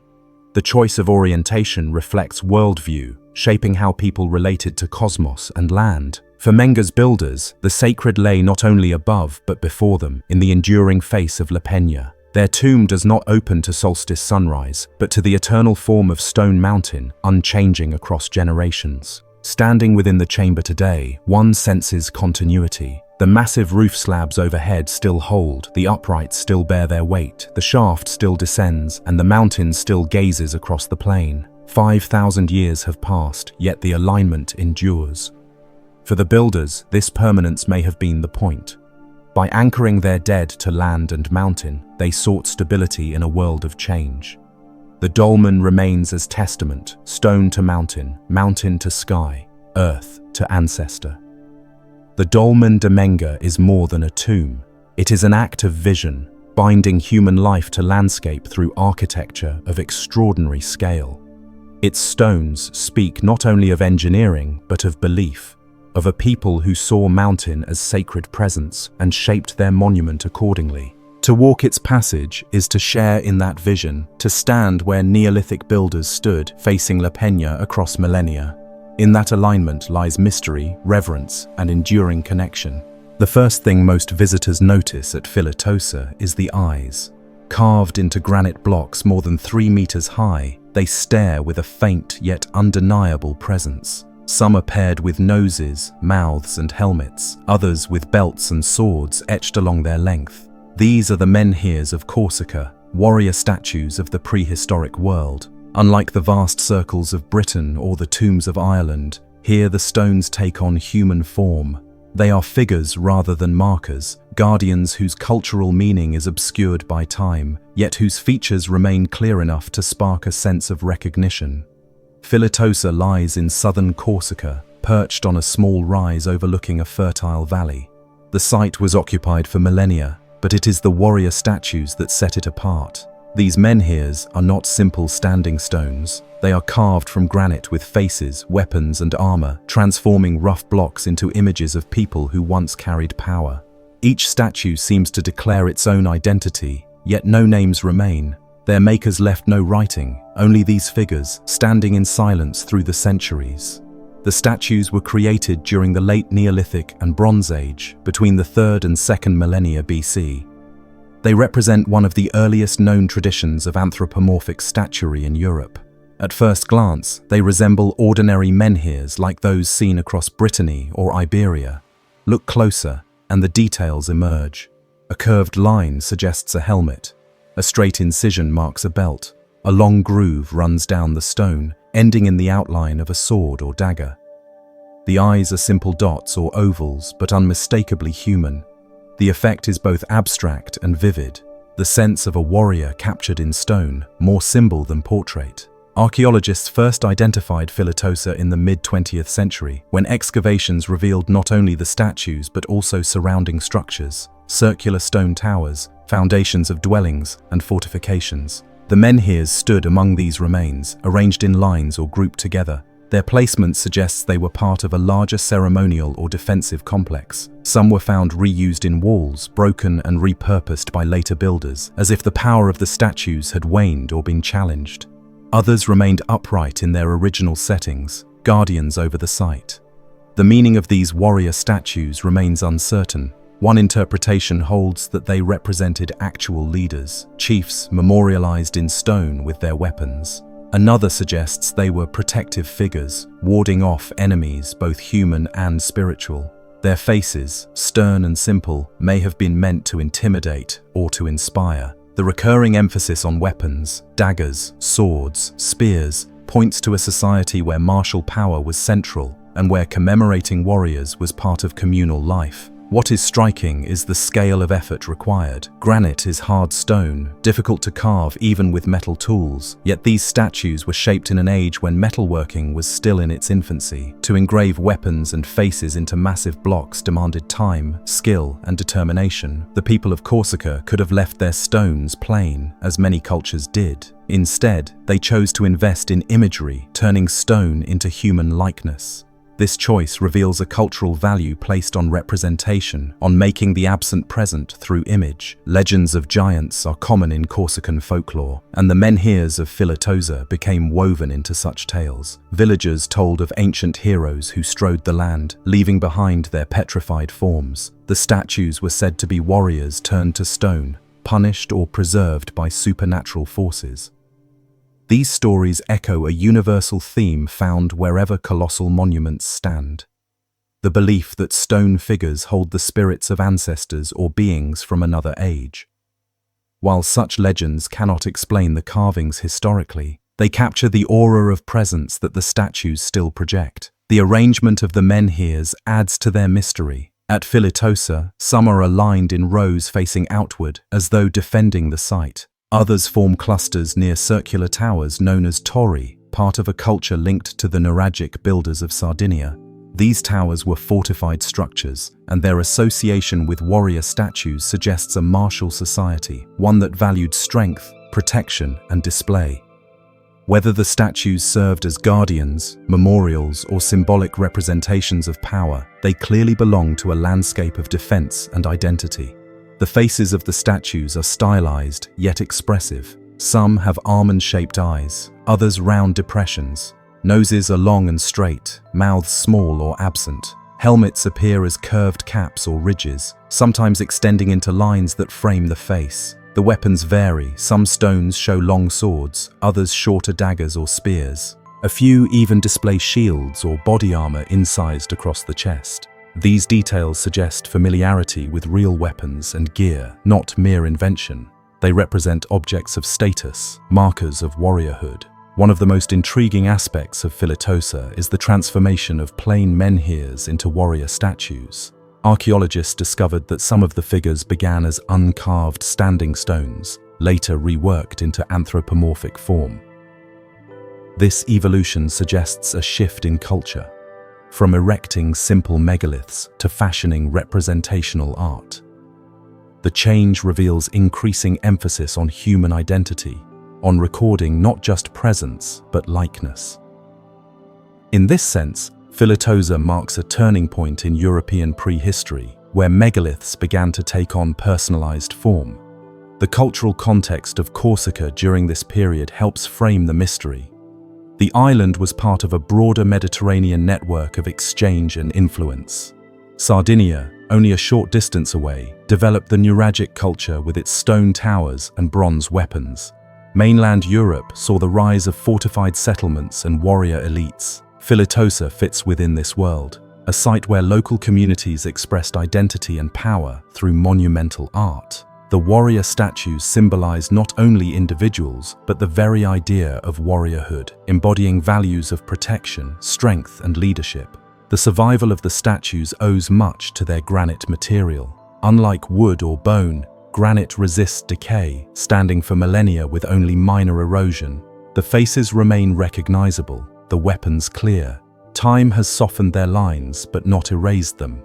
Walking among the statues today, one feels the persistence of presence, the endurance of human image in stone, yet their meaning is not fully recoverable.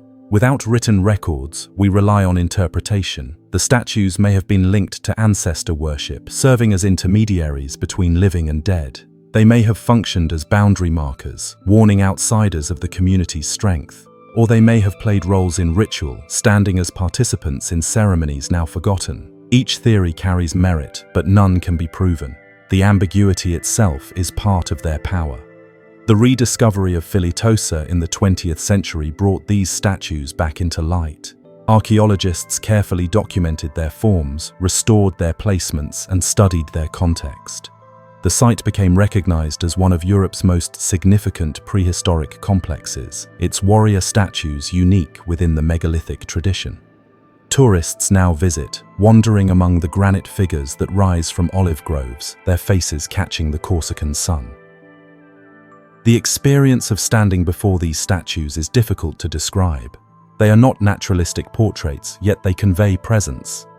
Their size alone commands attention, but their faces, simple as they are, reach across time. One cannot help but imagine the people they represent, the warriors whose weapons they bear, the leaders whose memory they preserve.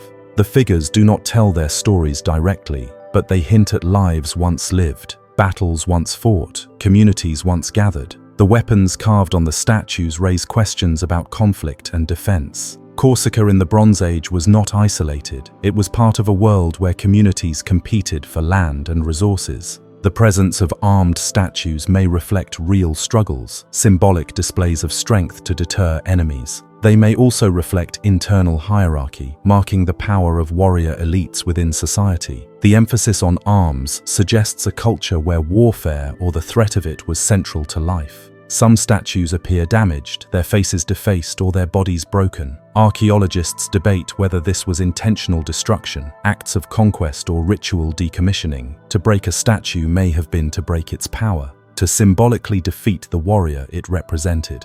Such acts remind us that monuments are not only created but contested, their meanings shifting as societies change. Despite the loss of meaning, the Filtosa menhirs continue to resonate. They stand as testaments to the human impulse to represent, to commemorate, to embody identity in stone. They remind us that even in the distant Bronze Age, people sought to give form to memory and power, shaping granite into human likeness to preserve what words could not. Corsica today preserves Filtosa as cultural heritage, recognizing its significance not only to local history but to the broader story of human creativity. The warrior statues link us to a time when communities carved their values into stone, leaving messages that outlasted their own voices. They remain among the most enigmatic monuments of Europe, figures whose meaning is uncertain but whose presence is undeniable. Stand on a hill in Sardinia and let your eyes wander across the horizon. No matter where you turn, towers rise from the land. They sit on ridges, crown the tops of rocky plateaus, or emerge unexpectedly in the middle of quiet fields. These are not castles from the Middle Ages, nor watchtowers from later times. They are far older, and they number in the thousands. The locals call them Nurag, and together they form one of the most remarkable prehistoric landscapes anywhere in the Mediterranean. Some are crumbled heaps of stone, no more than rough outlines of their former height, while others stand so well preserved that their entrances, inner chambers, and winding stairs can still be explored. Their sheer abundance makes Sardinia unique, an island small enough to cross in a day by car, yet once filled with perhaps 10,000 stone towers. Today, over 7,000 remain visible. Their builders left no texts to explain why they undertook this monumental project, and so each tower has become both an artifact and a question mark. The construction itself is striking. Built during the Bronze Age, beginning around the 17th or 16th century BC, each nurag was shaped from massive blocks of basalt, limestone, or granite. Some of the stones weigh several tons, yet were lifted and set with remarkable accuracy. No mortar was used, yet the blocks interlock so tightly that many towers remain upright after 3,000 years of weather, earthquakes, and human reuse. Within, corbelled domes rise overhead, created by narrowing layers of stone that press inward until they meet at the top. Between the double walls, spiral staircases climb upward, sometimes leading to upper chambers, sometimes to rooftop platforms. When entering a nurag today, one is struck by how intentional the design feels. These are not crude piles of rock, they are carefully engineered spaces. Light seeps in through narrow openings, illuminating niches where objects once rested. Central chambers rise high, their acoustics magnifying sound. Archaeologists have found hearths, tools, and pottery, evidence that people lived within some of them. In others, votive figurines, weapons, and small bronzes suggest ritual or symbolic use. The duality is puzzling. Fortresses, homes, sanctuaries, all possibilities seem true, yet none explain the entire phenomenon. Legends that grew around the towers in later centuries tell of giants. Islanders once claimed that the nurag were the work of enormous beings who roamed Sardinia before ordinary humans. Their immense strength, so the stories go, allowed them to hoist the colossal blocks into place without effort. Some ruins were even referred to as tombs of the giants, imagined as resting places of these mythic ancestors. Archaeologists eventually showed that such tombs were elongated burial chambers unrelated to the towers. But the myth of giants persisted. Even now, the scale of the nurag makes it easy to understand why. The nuragic civilization, as archaeologists call the culture that built these towers, remains enigmatic. It flourished for nearly a millennium, yet left no writing and few direct records. What survives are the stones themselves, along with scattered bronze figurines and imported artifacts. Those bronzes reveal much about nuragic society. Warriors with horned helmets, archers with bows drawn, women with elaborate headdresses, ships with high prows. They suggest a martial culture, but also one with complex rituals and artistic expression. And they hint at seafaring connections, for the ships are not mere sketches, but detailed depictions of vessels capable of long voyages. Trade confirmed those connections. Objects from the Aegean, the Levant, and even Egypt reached Sardinia, while Sardinian bronze traveled outward in exchange. The island sat astride important sea routes, and its people clearly participated in the broader Bronze Age world. Yet, unlike Mycenaeans or Egyptians, the nuragic people chose to invest their monumental labor not in palaces or tombs, but in towers that dotted the land. It is this choice that continues to perplex scholars. One interpretation sees the nurag as fortresses, built during an age of conflict to defend territory and resources. Their commanding positions and thick walls support this view. Another interpretation emphasizes community identity. Perhaps each village built its own tower as a marker of belonging, a symbol of strength and pride. Others suggest that some towers were ceremonial centers, aligned with astronomical events, used for rituals tied to seasons, fertility, or the cycles of the sky. Excavations at certain sites reveal alignments with solstices and equinoxes, raising the possibility that at least some nurag functioned as observatories. Su-Nuraxi at Baramini offers one of the clearest windows into this world. Designated a UNESCO World Heritage Site, it is a sprawling complex with a central tower surrounded by 4 corner towers, later enclosed by additional walls and an outer village. Excavations there revealed layers of occupation, from the initial Bronze Age construction to later adaptations under Carthaginian and Roman influence. Within the towers, archaeologists found domestic items, while outside they uncovered evidence of workshops and communal spaces.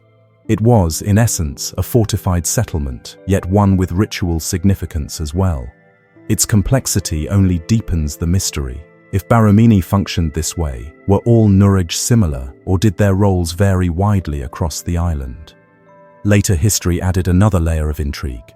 When Phoenicians, Carthaginians, and Romans reached Sardinia, the Nuraj were already ancient. They often repurposed them, using the towers for defense or integrating them into new settlements. Roman authors mentioned them in passing, but did not understand their origins. By late antiquity, their builders were forgotten, and the towers became part of the landscape, ruins without a story, inviting myth to fill the gaps. Today, visitors walking among the Nuraj sense this ambiguity.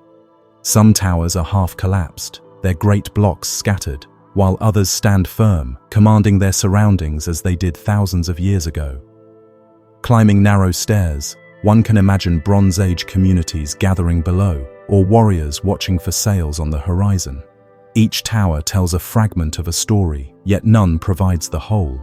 Excavations continue to reveal details. Figurines found in sanctuaries depict warriors with round shields and horned helmets, perhaps echoing real armaments.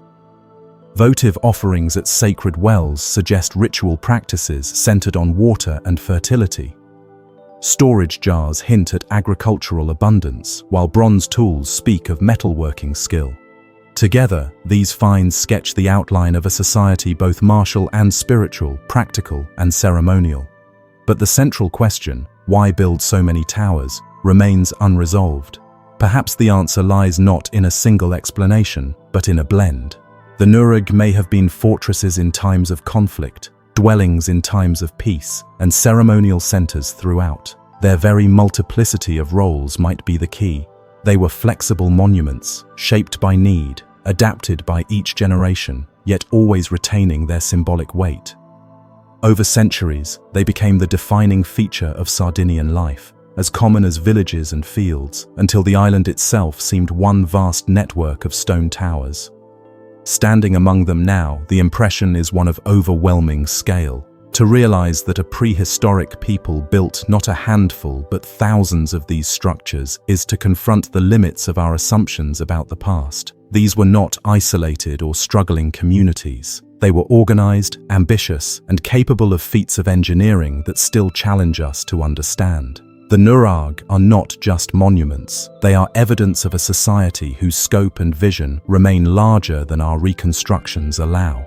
Legends of giants may not be literally true, yet they capture something real, the sense that these towers are bigger than ordinary human life. Whether viewed from a ridge at sunrise, from a valley where sheep graze at their bases, or from the winding roads that cross Sardinia today, they dominate their surroundings with quiet permanence. They are reminders that the prehistoric past was neither simple nor primitive, but complex, ambitious, and still filled with mysteries. Archaeologists continue to measure, excavate, and analyze, yet each discovery raises new questions. The towers resist easy categorization, just as their civilization resists neat labels. They are too many to be explained by defense alone, too practical to be purely ritual, too monumental to be ordinary homes. They sit at the intersection of necessity and meaning, where daily life and symbolic expression merge. And so the Nuraj remain, thousands of towers scattered across Sardinia, each one a fragment of a larger story we have yet to reconstruct. They speak without words, their builders long forgotten, their original purpose still debated. Yet their survival is testimony enough. Whatever compelled those ancient communities to raise towers of stone across their island, the result has outlasted empires and kingdoms, remaining as part of the land itself. Not as ruins to be dismissed, nor as puzzles to be solved once and for all, but as living presences within the Sardinian landscape. They are there when the sun rises, there when the rains sweep across the hills, there when modern life flows around them. Towers of the Bronze Age, still waiting, still watching, still reminding us how much of human history remains beyond our grasp. On the western side of Menorca, where dry fields stretch out beneath a bright Mediterranean sky, there rises a structure that looks at once simple and otherworldly. From a distance, it resembles the overturned hull of an ancient ship, its curved outline resting firmly on the earth. Step closer, and the illusion strengthens. layer upon layer of limestone blocks stacked with careful precision, narrowing as they climb until the monument stands shaped like a vessel waiting for its journey. This is the Neveta des Tudons, a prehistoric tomb whose form has baffled archaeologists and stirred the imagination of countless visitors. The structure itself measures about 13 meters long, 7 meters wide, and nearly 5 meters high. Its builders stacked massive slabs of local stone without mortar, relying only on balance, weight, and skill to hold the walls together. The result has stood for more than 3,000 years, surviving weather, time, and human interference. Inside, the space is divided into 2 levels: a lower crypt accessed through a narrow entrance, and an upper chamber above it, connected by a small opening. Excavations revealed that it once held the remains of over 100 people, buried with offerings of pottery, ornaments, and tools. Generations of families must have come here, carrying their dead into the dark interior, placing them carefully among those already resting within. What sets this monument apart is not only its use as a tomb, but its shape. Unlike the passage graves and dolmens found elsewhere in Europe, the Neveta des Tudons takes the form of a boat.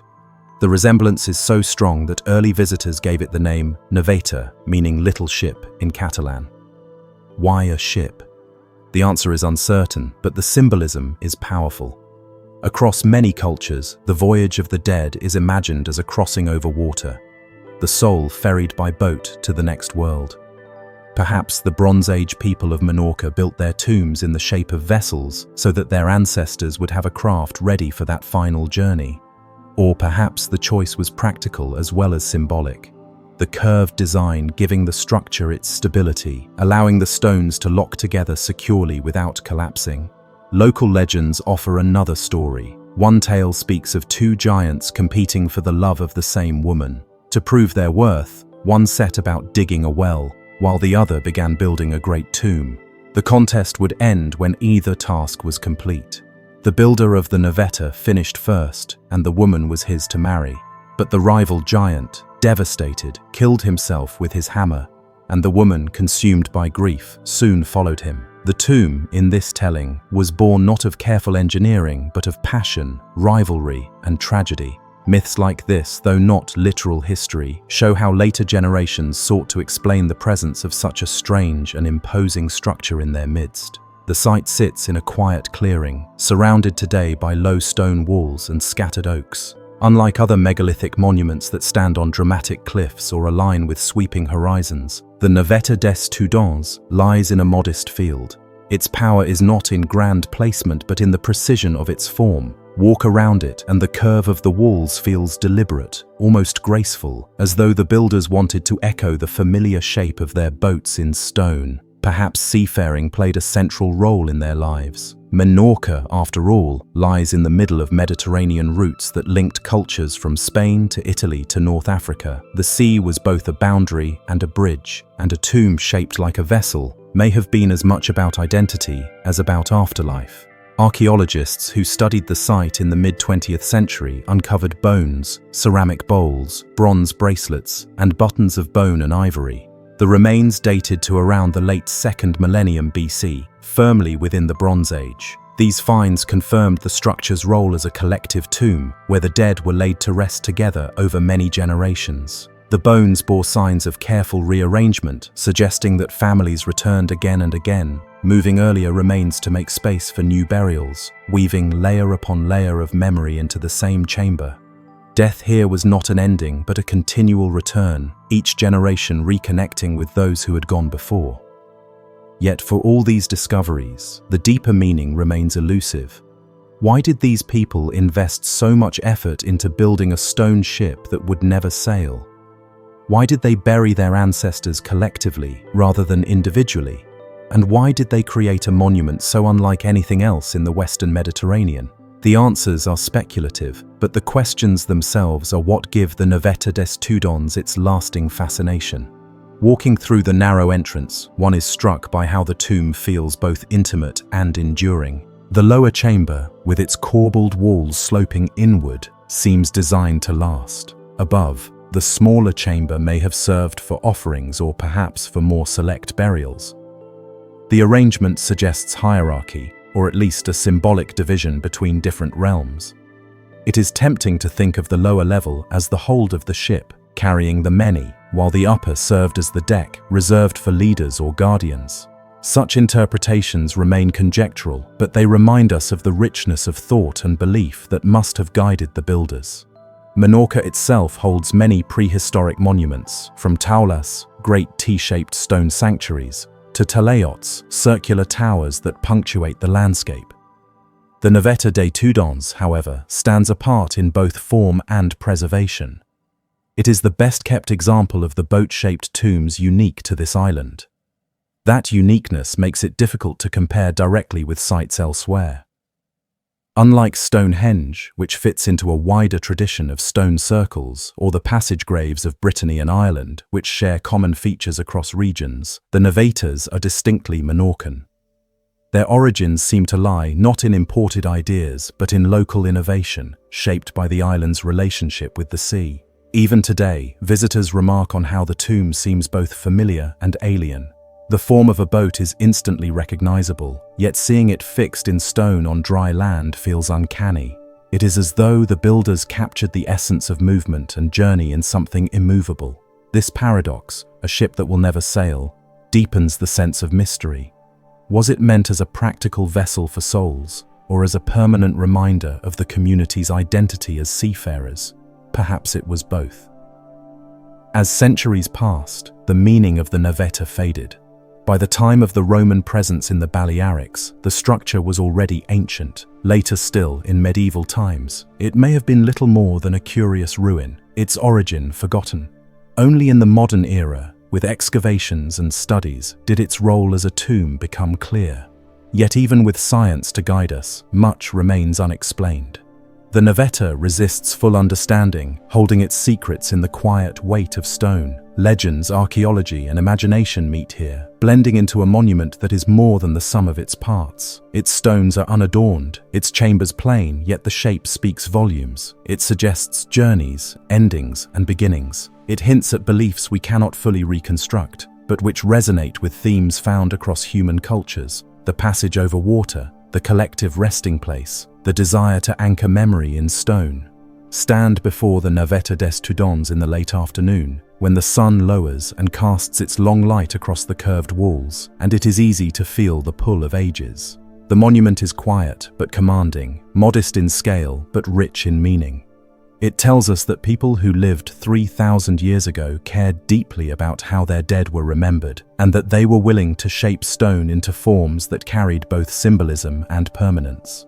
The monument still works as intended. It continues to gather people, not as mourners now, but as seekers, drawn by curiosity and wonder. Archaeologists study it, tourists photograph it, locals tell its legends. The tomb has become part of the living culture of Menorca once more, bridging the prehistoric past with the present day. That ongoing life is itself a kind of immortality for the builders, who surely could not have imagined that their creation would last into the 21st century and beyond. In the end, the Neveta des Tudons remains what it has always been: a riddle in stone, an ancient ship anchored to the earth. Its builders are nameless, their language lost, their beliefs obscured, but their monument endures. It is a vessel for memory, carrying across time the mystery of a people who understood how to give permanence to both death and meaning. And so the boat rests on its field, steady and unchanging, while the questions around it drift endlessly. The answers may never be found, but the questions themselves ensure that the Neveta des Tudons will always remain more than stone. It will remain a story. 5,000 years ago, on a remote Scottish isle battered by Atlantic winds, people raised a ring of stones whose meaning still eludes us. The place is called Calanish, or Calanes in Gaelic, and even after centuries of study, its purpose remains a subject of debate. Was it a temple, a calendar, a meeting ground between the heavens and the earth? Whatever its function, the sight of the stones today, tall, weathered monoliths arranged in a cruciform design, reminds us that their builders sought something far larger than themselves. The stones stand on the Isle of Lewis in the Outer Hebrides, where moors stretch wide and the sea seems always close by. This is not a landscape of gentle meadows, but of peat, wind, and rock, a place where survival required both endurance and cooperation. And yet amid such rugged conditions, Neolithic communities carved out the time and energy to haul these great slabs of gneiss from nearby outcrops, drag them across uneven ground, and set them upright with deliberate care. They did not choose the easiest path, but the most enduring one. The layout itself is striking. At the heart lies a circle of 13 stones surrounding a taller monolith at its center. From this circle, 4 avenues stretch outward like the arms of a cross, with the northern avenue the longest, running nearly 80 meters. Seen from above, the plan looks intentional, balanced, and open to the horizons. This is not random placement, but a design executed with knowledge and vision. One of the most compelling aspects of Callanish is its relationship with the moon. Unlike Stonehenge, which primarily aligns with the sun, Callanish appears tuned to the lunar standstill, a rare event that occurs every 18.6 years when the moon rises and sets at its most extreme points. During this time, the moon skims low along the horizon and seems to roll dramatically over the hills. From the perspective of Callanish, its descent aligns with a nearby ridge called Cailiac na Mointesh, known locally as the Old Woman of the Moors. The hill resembles a reclining female figure, and the moon appears to sink into her body before rising again. For the people who raised these stones, that site must have held immense symbolic weight, perhaps representing fertility, renewal, or the eternal cycles of birth and death. We cannot know the precise meanings, but the accuracy of the alignments makes clear that the builders tracked the moon with care over long periods of time. To predict an 18.6-year cycle requires generations of observation and knowledge passed down across lifetimes. Callanish is therefore not just a monument of stone, but of memory, a record encoded in the landscape itself. Folklore offers other interpretations. Local tales say the stones are giants turned to rock for refusing to convert to Christianity. Another story speaks of a procession of shining ones who appear at midsummer dawn, gliding among the stones as luminous figures. Such legends, though recorded long after the Neolithic builders had vanished, reveal the lasting sense of awe that Callanish inspired. Even in eras when its original meaning was lost, people recognized that it was no ordinary circle of rock. When archaeologists excavated the site in the 19th and 20th centuries, they uncovered traces of cremations, pottery fragments, and hearths. These finds suggest that Callanish functioned as a ceremonial center, a place where rituals of fire, feasting, and perhaps burial took place. But the evidence is fragmentary, leaving us with hints rather than certainties. The absence of dwellings reinforces the idea that this was not a settlement, but a gathering place, visited for special occasions rather than daily life. One cannot separate Callanish from the landscape around it. The circle is not isolated. Smaller rings and rows dot the nearby moorland, forming a network of related sites. Together, they suggest that the area functioned as a larger ceremonial complex, with Callanish as its focal point. The builders shaped not just a monument but a sacred geography, aligning stone and sky with the rhythms of human community. The engineering itself reveals as much about these people as the alignments. The stones are made of Lewisian gneiss, one of the oldest rocks on Earth, more than 3 billion years in age. To quarry, transport, and raise them without wheels or beasts of burden required ingenuity and collective effort. Deep pits were dug, stones levered upright, and their bases packed with rubble to hold them firm against centuries of wind and rain. Each stone still standing is testimony to the organization and resolve of a society that chose permanence as part of its identity. Visitors often compare Callanish with Stonehenge, but the atmosphere is different. Stonehenge, with its massive trilithons and enclosing earthworks, feels monumental, even imposing. Callanish, by contrast, is more open and integrated into its environment. The cruciform layout draws the eye outward, connecting the central circle to distant horizons, hills, and waterways. Stand at the center, and you are not confined, but placed within a wider cosmos, where paths stretch in every direction, and the sky itself becomes part of the design. Walking among the stones, one notices that they are not uniform. Some lean, others vary in height or width. Yet the effect is harmonious, as though the builders embraced natural irregularities while still creating a balanced whole. Precision mattered, but so did presence. The stones carry the marks of both the earth that shaped them and the people who raised them. The passage of time has only deepened their mystery. For centuries, much of the monument lay hidden beneath peat, its true shape obscured. It was not until the 19th century that excavations revealed the full cruciform plan. Imagine the sense of rediscovery as stone after stone was cleared, revealing a monument far larger and more complex than anyone suspected. The stones had waited, patient beneath the soil, for human hands to uncover them again. Even today, interpretations shift. Some researchers emphasize the lunar alignments, others the ceremonial role, and still others see Callanish as part of a broader network of Neolithic monuments stretching across the British Isles and beyond.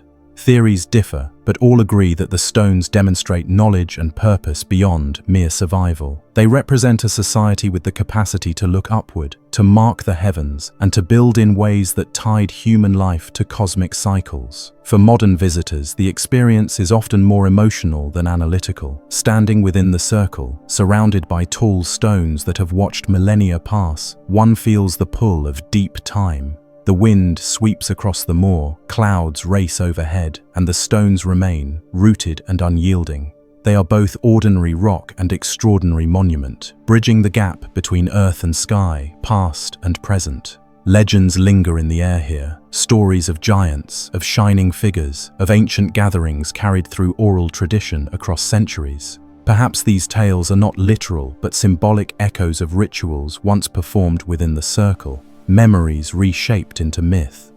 The fact that such legends persist shows how enduringly Callanish has captured the human imagination. The mystery lies not only in what we do not know, but in what we can feel. The stones are arranged with purpose, aligned with celestial rhythms, and yet they resist full explanation. That resistance is part of their power. They remind us that the past cannot be completely translated into modern terms, that ancient peoples left behind more than artifacts. They left questions carved into stone. In the end, Callanish is both monument and mirror. It reflects the ingenuity of its builders, their knowledge of the skies, and their desire to connect human life with cosmic patterns. But it also reflects our own search for meaning, our willingness to project stories, theories, and dreams onto stone. The circle continues to serve as a gathering place, not for Neolithic communities, but for modern seekers of history, mystery, and connection. As the moon rises over the moors, retracing its ancient path, Callanish continues to perform the role it was given 5,000 years ago. It marks time, not with written records, but with alignments of stone and sky. It gathers people, not through daily necessity, but through shared wonder. It endures as a puzzle, open to interpretation yet resistant to closure. Callanish is not a relic frozen in the past. It is a living presence in the landscape of Lewis, shaped by wind, peat, and human imagination. It is a reminder that even in the harshest environments, people once built monuments of vision and permanence. And as long as those stones remain upright, they will keep speaking, not in words we can easily translate, but in alignments of rock and moon that carry meaning across the gulf of millennia. When the first rays of the rising sun strike the horizon over the Mediterranean, there is one place where the light has been waiting for thousands of years. On the southern edge of Malta, facing the vast expanse of sea, the prehistoric temples of Manadra stand in deliberate alignment with the heavens. At the equinox, the sun rises directly in the doorway of the central temple. At the solstice, it shifts to illuminate the corners with perfect precision. These alignments are not accidents of chance. They are the result of planning, observation, and the patient recording of celestial movements by a community that flourished long before writing, long before the empires of Greece or Rome. The Manadra temples belong to a wider network of megalithic sites scattered across Malta, but their astronomical precision sets them apart. They were built around 5,000 years ago, roughly contemporary with Stonehenge, yet they follow their own architectural language. The structures are composed of large limestone blocks, some weighing several tons, arranged into curving apses and chambers connected by corridors. Viewed from above, the layout resembles a cluster of clover leaves, each apse a rounded space opening from a central passage. The craftsmanship is remarkable, not only in the way the stones were fitted without mortar, but in the way the complex as a whole was positioned in direct conversation with the sky. The builders chose a slope overlooking the sea, open to the eastern horizon where the sun rises. It is here, twice a year at the equinox, that the morning light streams directly through the doorway of the central temple and strikes the innermost axis. At the solstices, the light shifts slightly, illuminating the edges of the doorways instead. To recognize and fix these patterns in stone required centuries of observation. The movements of the sun are not immediate, but slow, repeating in cycles that extend far beyond the memory of a single generation. For a community to track them so carefully suggests both stability and continuity. What is striking is that Manadra was not built in one effort, but in stages. Archaeologists identify three main structures: the lower, middle, and upper temples, each built at slightly different times between the 4th and 3rd millennia BC. The lower temple, with its solstice and equinox alignments, is the most famous, but together the three form a complex whole. It is as though successive generations returned to the site, adding new layers of meaning, expanding the structure as their traditions deepened. Inside the temples, the stonework carries further signs of purpose. Upright slabs support massive lintels, forming doorways that guide movement inward. Some stones are decorated with carved spirals, dots, and pitted patterns, symbols whose meanings are uncertain but whose repetition suggests cultural significance. In certain chambers, archaeologists found altars and libation holes, leading to interpretations of ritual use. Combined with the solar alignments, these details imply that Manadra was a place where the rhythms of the cosmos were celebrated through ceremony, binding together the cycles of the heavens with the lives of the people.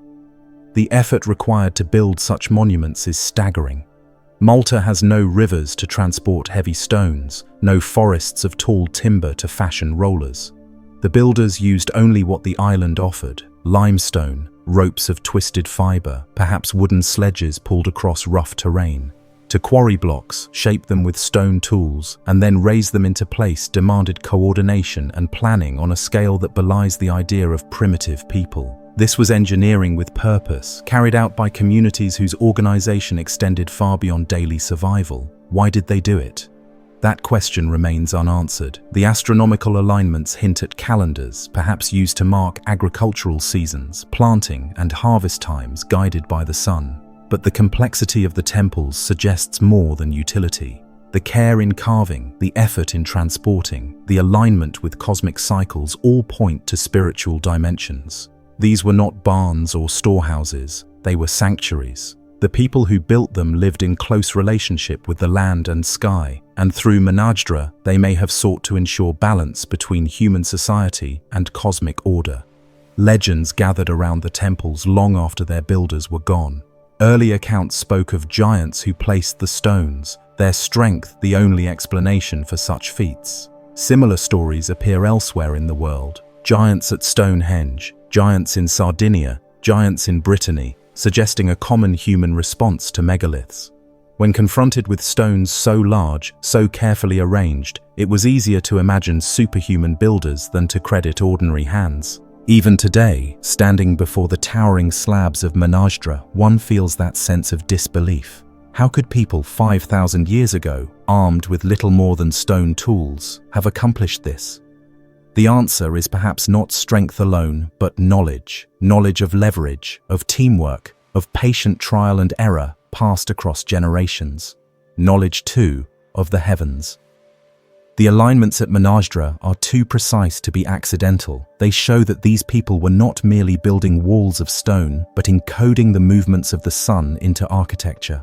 To sit in the temple at dawn during the equinox is to experience a moment of connection across millennia, to see the same light in the same place that ancient eyes once watched with reverence. Archaeological excavations in the 19th and 20th centuries revealed much about Manadra, but questions remain. Few human remains were found, leaving debate about whether the temples were primarily tombs, sanctuaries, or both. Pottery shards, animal bones, and figurines suggest offerings and rituals, yet the absence of clear inscriptions leaves interpretation open. The builders left no written explanations. Their language was stone and sunlight, and it is through those that we must try to understand. Weathering has taken its toll. The limestone is soft, eroded by centuries of wind and rain. Some stones have collapsed, others lean precariously. In recent years, protective shelters have been placed over parts of the temples to preserve them from further decay.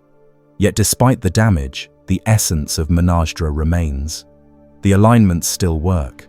The sun still enters the doorway as it did 5,000 years ago. The relationship between stone and sky has outlasted kingdoms, empires, and religions. Visitors to the site often describe a sense of calm, even of timelessness. The sea stretches before you, the stones rise around you, and the sun completes its ancient dance. It is a place where the passage of centuries seems less important than the continuity of cycles. Standing there, one feels the presence of those who came before, not in a mystical sense, but in the recognition that human beings once stood on the same ground, watched the same sunrise, and cared enough to build in alignment with it. The Manadra temples invite reflection not only on the past, but on the way humans everywhere have sought to connect with the cosmos. From the pyramids of Egypt to the mounds of North America, from the stone circles of Britain to the temples of Malta, ancient people raised monuments that tied their lives to the movements of the sky. Manadra belongs to that great family of monuments, but it carries its own unique character, shaped by the limestone of Malta, the winds of the Mediterranean, and the vision of its builders. It is tempting to view such monuments as isolated marvels, standing apart from daily life. Yet for the builders, they were surely integrated into the rhythms of community. To observe the solstice was to mark the turning of the year, to know when to plant and harvest, to recognize the cycle of death and rebirth mirrored in the fields. Ritual and practicality were not separate but joined, and in the temples of Manadra, that union found lasting form. As centuries passed, the people who built Manadra disappeared. New cultures arrived, new languages, new beliefs. The temples fell into disuse, their meaning forgotten. And yet they were never entirely abandoned. Locals knew of them, legends grew around them, and eventually scholars uncovered their significance. The stones themselves refused to vanish. They stood while memory faded, waiting to be reinterpreted by each new generation. Today, Manadra is recognized as one of the world's oldest freestanding stone structures, older even than Stonehenge or the Great Pyramids. That recognition places Malta at the heart of prehistoric achievement. A reminder that even small islands produce civilizations capable of monumental vision. The people who built Manadra are gone, but their message, whatever it was, endures in the rising sun and the stones that frame it. The mystery, perhaps, is part of the legacy. We may never know exactly what rituals took place within the temples, what prayers were spoken, what meanings were given to the movements of the sun. But we can know that these things mattered enough to carve into rock, to align with the horizon, to endure for 5 millennia. The stones remind us that ancient people were not merely surviving, but thinking, planning, and dreaming on scales that reached beyond their own lives. Manadra continues to draw visitors, not because its purpose is fully understood, but because it resists simple explanation. It offers a glimpse of a world where human life was bound to celestial cycles, where architecture was both practical and symbolic, where the rising sun carried meanings now lost to us. The power of the place lies not in certainty, but in the invitation to wonder. And as the equinox sun once again shines through the temple doorway, that invitation remains open as it has for thousands of years. Frost lies thick upon the fields when the winter sun drops low in the Scottish Highlands, and there is one place where that fading light still performs a ritual it has kept for thousands of years. In a quiet valley near Inverness, ringed by bare trees and rising mounds, the cairns of Clava capture the final rays of the solstice sunset. At that moment, the light slides directly into their stone passages, touching chambers built in deep antiquity. For the builders who raised them, this alignment was not coincidence. It was intention set in stone. The cairns of Clava form part of a prehistoric cemetery complex, dating back to around 4,000 years ago during the Bronze Age. At first glance, they resemble grassy mounds encircled by rings of standing stones, but closer inspection reveals their careful design. There are passage tombs, ring cairns, and standing stones arranged in ways that correspond to celestial events. The most striking feature is the alignment of certain cairns with the midwinter solstice. As the sun sets on the shortest day of the year, it lines up perfectly with the passages, illuminating their interiors with a precision that cannot be dismissed as chance. The site consists of multiple cairns, each slightly different in layout, yet sharing a common sense of purpose. Some are passage cairns, where narrow corridors lead into chambers beneath the mound. Others are ring cairns, open at the center but encircled by stones. Around these cairns stand rings of upright monoliths, tall stones planted into the earth as if guardians keeping watch. Taken together, the entire complex reveals a sophisticated understanding of astronomy and architecture. The builders were not merely stacking stones, they were measuring the sky, embedding the cycles of the year into the very ground they walked upon. The choice of orientation is telling. Midwinter solstice is the moment when the days are shortest, when darkness rules longest. For agrarian communities dependent on the cycles of nature, it marked both hardship and hope. To watch the sun return, inch by inch, after the solstice was to see the promise of renewal. Aligning tombs with that moment suggests more than a concern for practical calendars. It suggests ritual. The dead were not buried randomly, they were placed within structures designed to connect their resting places with the turning of the heavens. Death itself may have been seen as part of the cycle, linked to the rebirth of light. Archaeological excavations at the Clava cairns have uncovered cremated remains, pottery, and fragments of tools. These traces indicate that the site was used for burials and rituals over many generations, yet the precise meaning of the alignments remains elusive. Were the cairns intended as dwellings for the spirits of the dead, illuminated each winter by the setting sun? Were they ceremonial sites where the living gathered to mark the return of light? Or did they serve as both, bridging the gap between ancestors and the cycles of the cosmos? The stones themselves do not answer, but their placement speaks volumes. The architecture of the cairns shows remarkable skill. Massive stones were quarried, shaped, and transported into place without mortar. The passages were carefully angled, the chambers proportioned to channel light. Around the cairns, the standing stones often vary in height, with taller ones to the southwest and smaller to the northeast, suggesting intentional gradation. Some scholars believe this reflects the movement of the sun across the sky, translated into stone form.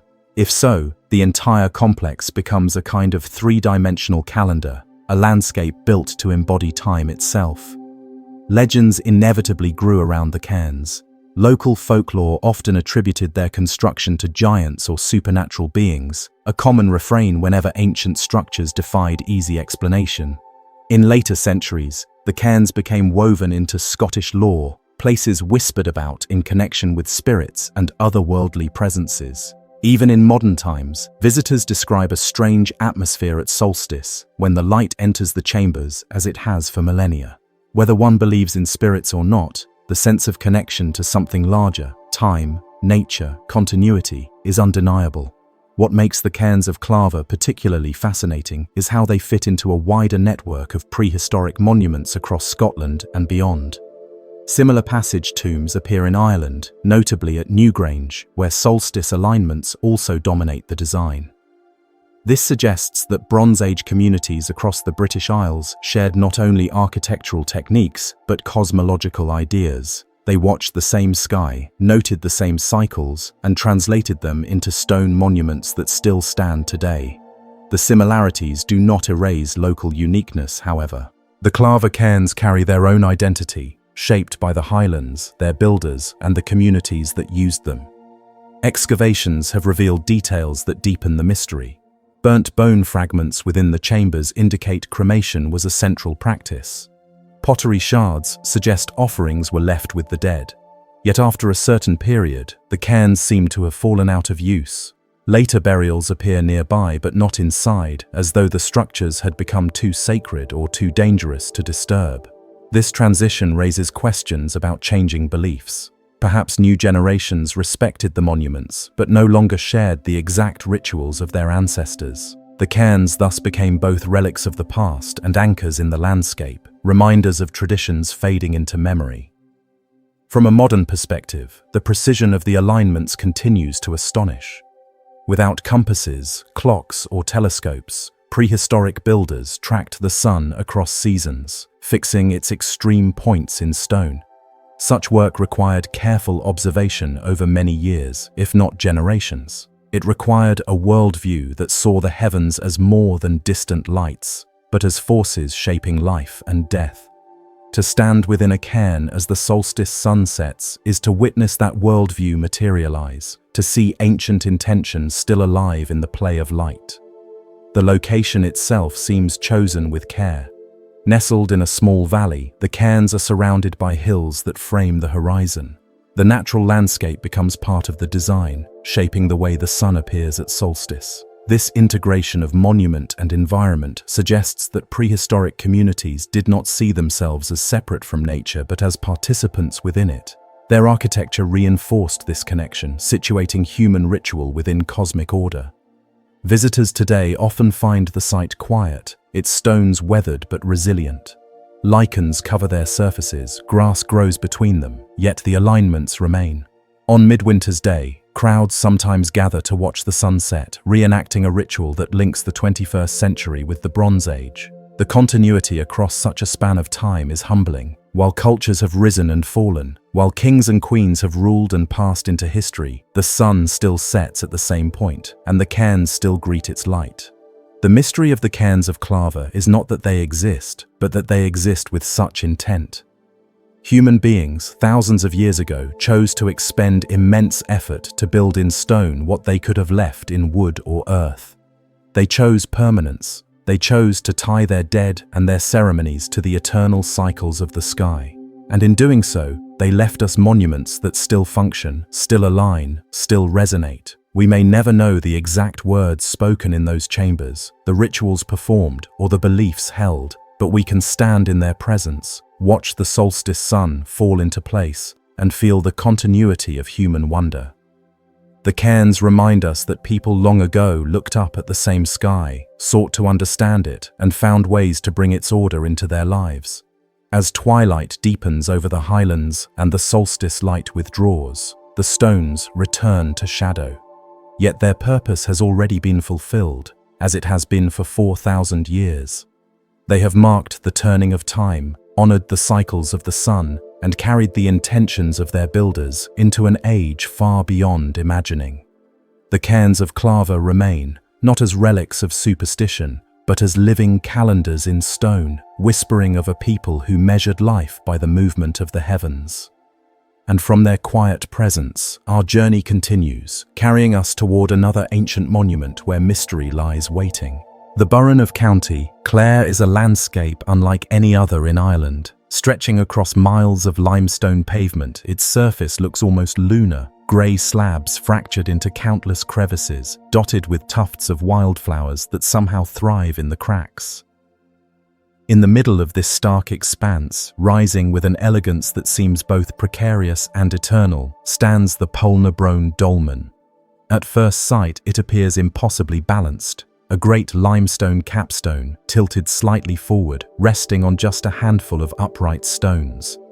The impression it gives is not of brute force, but of quiet mastery. This megalithic monument is often described as a portal tomb built more than 5,000 years ago. Its shape evokes the idea of a doorway, though what exactly it once opened onto remains a matter of speculation.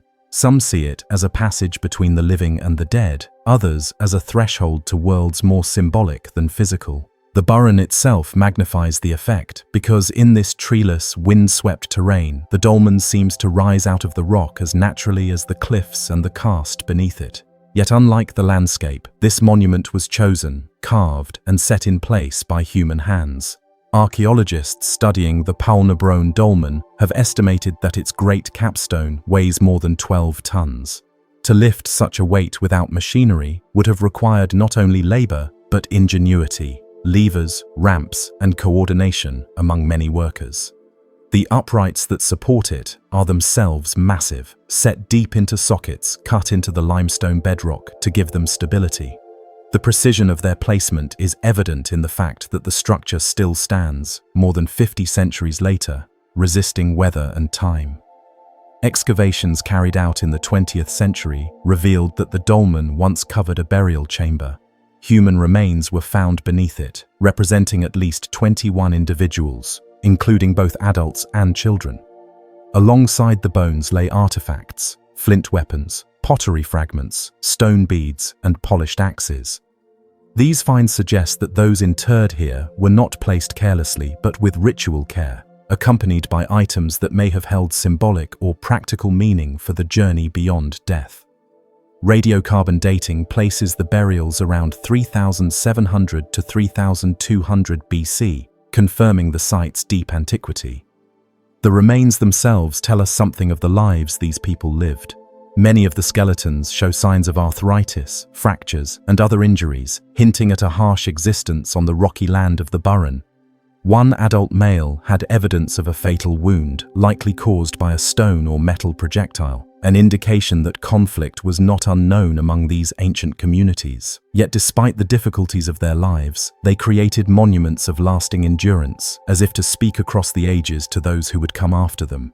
Legends surrounding Pulnabrone enrich the archaeological findings with layers of myth. Local stories describe it as a doorway to the underworld, a place where the fair folk passed between realms, or where spirits lingered in the thin veil between life and death. The very name Pulnabrone translates from Irish as the hole of the quern stones or the hole of sorrows, depending on interpretation. Both readings reinforce the sense that the monument was associated with ritual and the supernatural, not merely with physical burial. The Burren itself has often been regarded as a liminal space, where boundaries between natural and otherworldly blur. Early farmers who lived among its rocky expanses would have relied on hardy livestock and sparse crops, constantly negotiating survival with the land's limitations. To build a monument here was an act not only of engineering, but of asserting meaning over a challenging environment. The dolmen became a fixed point, something that endured while generations came and went, a landmark that could be seen for miles across the karst. When archaeologists uncovered the burials, they also noted that the remains were not intact skeletons. Instead, the bones appeared to have been deposited after some form of processing, perhaps excarnation, where bodies were left exposed before the bones were gathered. This practice would have imbued the tomb with a more complex ritual role, functioning not simply as a grave, but as part of a broader sequence of rites surrounding death.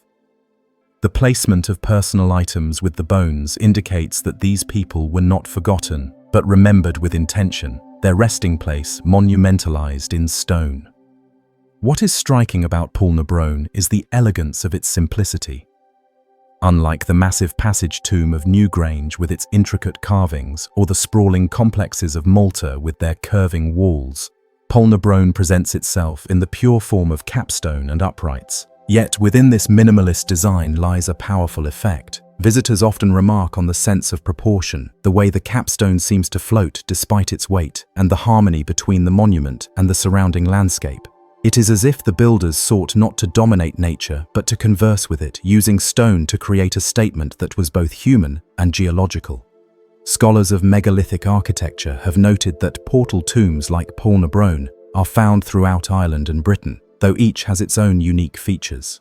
Many share the characteristic of large capstones balanced on uprights, suggesting a common symbolic language across communities separated by distance, but linked through shared traditions. The act of raising a great stone into place may itself have been a ritual, a communal effort that bound people together in the memory of their ancestors. Folklore has always clung to such monuments, filling in the gaps left by archaeology. Some tales speak of supernatural beings who built the dolmen overnight, using powers beyond human strength. Others imagine that the stones were once part of a giant's dwelling, toppled and frozen in place. While these stories may not reflect literal history, they capture the awe inspired by the dolmen and its seeming defiance of natural order. Even in modern times, visitors pause before Polnabrone with a sense of reverence, recognizing in its simple form something that transcends ordinary human construction.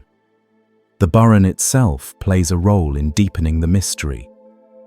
This karst landscape is full of fissures, caves, and hidden springs, giving it an otherworldly quality.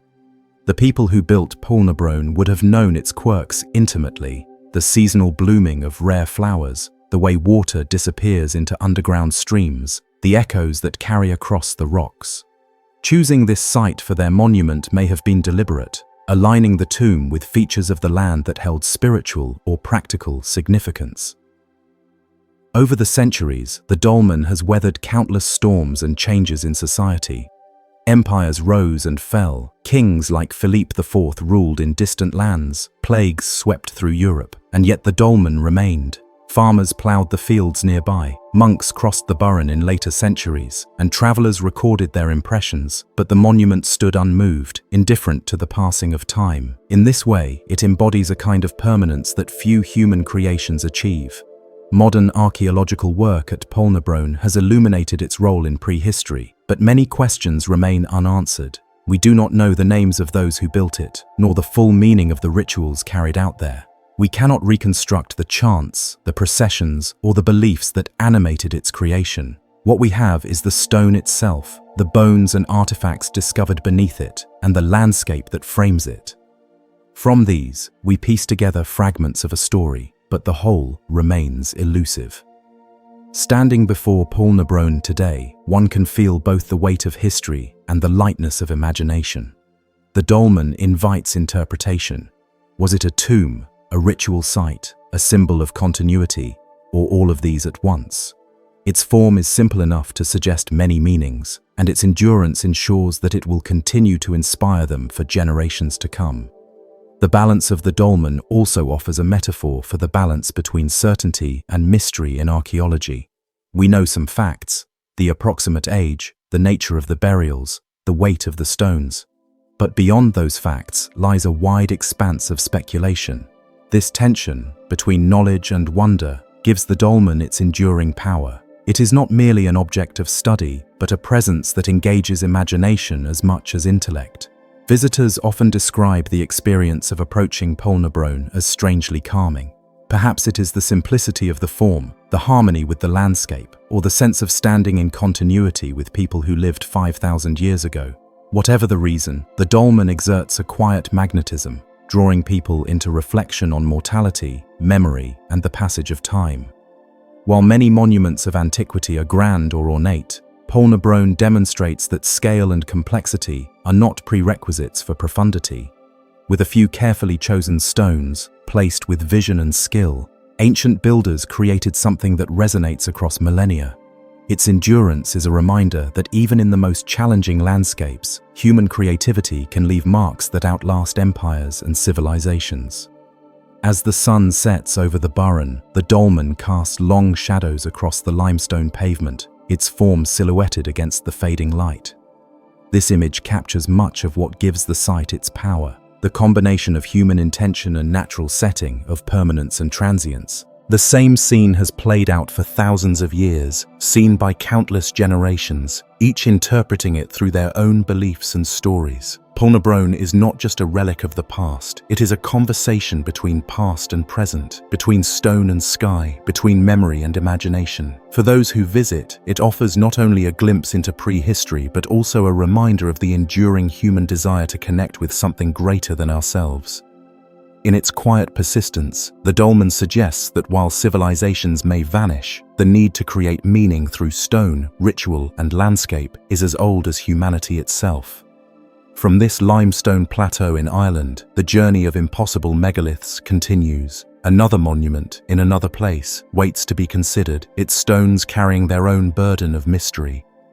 For now, Polnabrone remains, a balanced capstone on the burren, resting delicately yet firmly on its supports, an ancient gesture preserved in rock as enduring as the land itself. Midsummer sunlight, breaking over the horizon of Anglesey, travels a long, narrow path before it falls into stone. At a particular mound on this Welsh island, the first rays of dawn at the solstice slide directly through a passage and come to rest on a carved slab deep inside the chamber. The alignment is so precise that it cannot be accidental. 5,000 years have passed since its builders arranged earth and megaliths into this structure, and yet the sun still finds its way into the heart of the monument. This place is Bryn Celli Du, its name translated into English as the Mound in the Dark Grove. And though it resembles other Neolithic tombs scattered across the British Isles, it contains features unlike any other.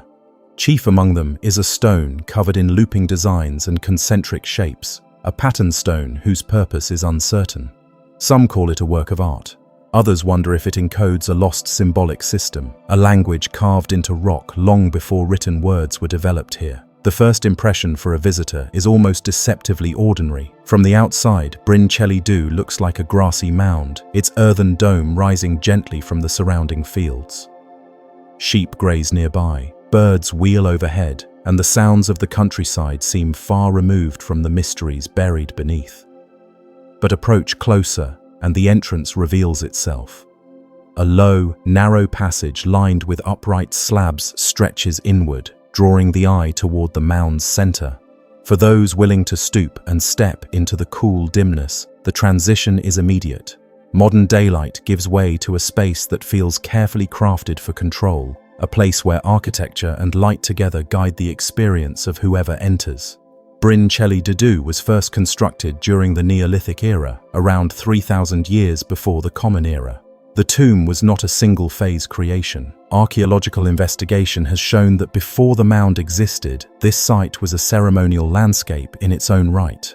Excavations revealed a stone circle, similar in form to other monuments in Britain, once standing where the mound would later be raised. It seems that the people who used this place first created a ring of stones for open-air rituals. Only later did they cover it with earth, construct the passage, and transform it into a chambered tomb. That choice alone speaks volumes. The decision to take what was once exposed to the sky and enclose it in darkness suggests a change in spiritual or social priorities, perhaps an evolution in how these communities interacted with the cosmos, their dead, and their beliefs about life and death. The chamber inside is simple in plan but striking in effect. Upright stones form a small polygonal room at the passage's end, capped by large slabs supporting the weight of the mound. Within this space lies the pattern stone.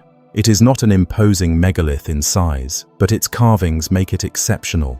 Spirals, arcs, and looping motifs curl across its surface, unlike the geometric markings on other nearby monuments. Some lines appear almost to weave into one another, while others radiate outward as though suggesting energy or cycles. Scholars have compared them to solar imagery, lunar phases, or even stylized maps. But none of these interpretations have been universally accepted. The stone resists a single meaning, offering instead a set of possibilities. Was it meant to be looked at only during rituals? Was it hidden deliberately within the chamber to give meaning to the moment when sunlight touched it at midsummer dawn? Or could it have functioned as a mnemonic device, preserving knowledge of seasons, stars, or cultural memory in a symbolic code? The idea of a lost symbolic language fascinates many who study Bryn Celli Du. Human communities in the Neolithic were not writing texts as we know them, but that does not mean they lacked systems of communication beyond speech. Carved stones across Europe, from Newgrange spirals in Ireland to the carved curbstones at Gavinis in Brittany, show that abstract design carried meaning. Whether that meaning was practical, astronomical, spiritual, or social is still debated. The pattern stone of Bryn Celli Du fits neatly into this broader phenomenon, suggesting a shared symbolic vocabulary stretching across regions separated by sea. That consistency raises questions about connections between Neolithic communities. Did ideas travel as people moved from place to place? Were these symbols part of a wider cultural network spanning the Atlantic facade of Europe? Archaeology provides tantalizing hints. Excavations at Bryn Celli Du uncovered cremated human remains, flint tools, and fragments of pottery, suggesting its role as a burial and ceremonial site. But more intriguingly, evidence emerged that the tomb was used for centuries, possibly millennia, after its initial construction. The passage alignment to midsummer sunrise implies that rituals continued season after season, linking the living to the cycles of the sun and the memory of the ancestors housed within. The monument thus bridged time, binding generations through repeated gatherings where light itself became a participant in the ceremony. What must it have felt like, thousands of years ago, to stand outside on the morning of the solstice, waiting for the first glow on the horizon? Families, elders, and children might have gathered quietly, watching as the sun rose higher. Slowly, light crept into the entrance passage, illuminating the floor, the walls, and finally the pattern stone at the far end. In that moment, architecture and cosmos aligned, and the ancestors were touched by the sun once more. Whether understood as a religious ritual, a social gathering, or a moment of cosmic significance, it would have carried deep meaning. And even now, modern visitors who witness this alignment describe it as breathtaking. The same rays that reached into the tomb 5,000 years ago still do so today, bridging ages through nothing more than light, stone, and human intention. Legends from Wales add another layer to the site's aura. Folklore often wrapped ancient monuments in stories of magic, giants, or supernatural beings. Bryn Celyn Du was no exception. Local traditions spoke of fairies inhabiting the mound, or of spirits guarding treasures hidden beneath. Such tales, while shaped in later centuries, reflect the awe people felt when encountering ancient structures they did not understand. For those living in the medieval period, when memory of the Neolithic had long faded, the tomb was still a place of mystery. To them, it must have seemed impossible that ordinary ancestors could have arranged such stones or designed such alignments. The response was to attribute its origins to forces beyond the human realm. In the 19th century, antiquarians began to investigate Bryn Celyn Du more systematically. They sketched its form, mapped its passage, and speculated about its function. By the early 20th century, excavations were underway, uncovering the pattern stone and revealing the complex sequence of activity that had unfolded here. Modern archaeology has since confirmed that Bryn Celyn Du belongs firmly to the Neolithic tradition of passage tombs, yet it remains unique for its solstice alignment and its enigmatic carved stone. There is another detail worth pausing on. Not all of Bryn Celyn Du is original. When archaeologists excavated the site, they reconstructed parts of the mound and passage, placing stones back into alignment to preserve its form. This means that what visitors see today is partly a modern restoration, yet the core, the passage, the chamber, the carvings, and the alignment remains authentically ancient. The restoration allows us to experience something close to what its builders intended, even if we must remember that layers of interpretation shape what survives. Comparisons with other sites invite reflection. Newgrange in Ireland, for instance, also admits solstice light into its chamber, but at the winter solstice rather than the summer. Maeshowe in Orkney does something similar. These shared design choices suggest that Neolithic people across the British Isles placed immense importance on the turning points of the solar year.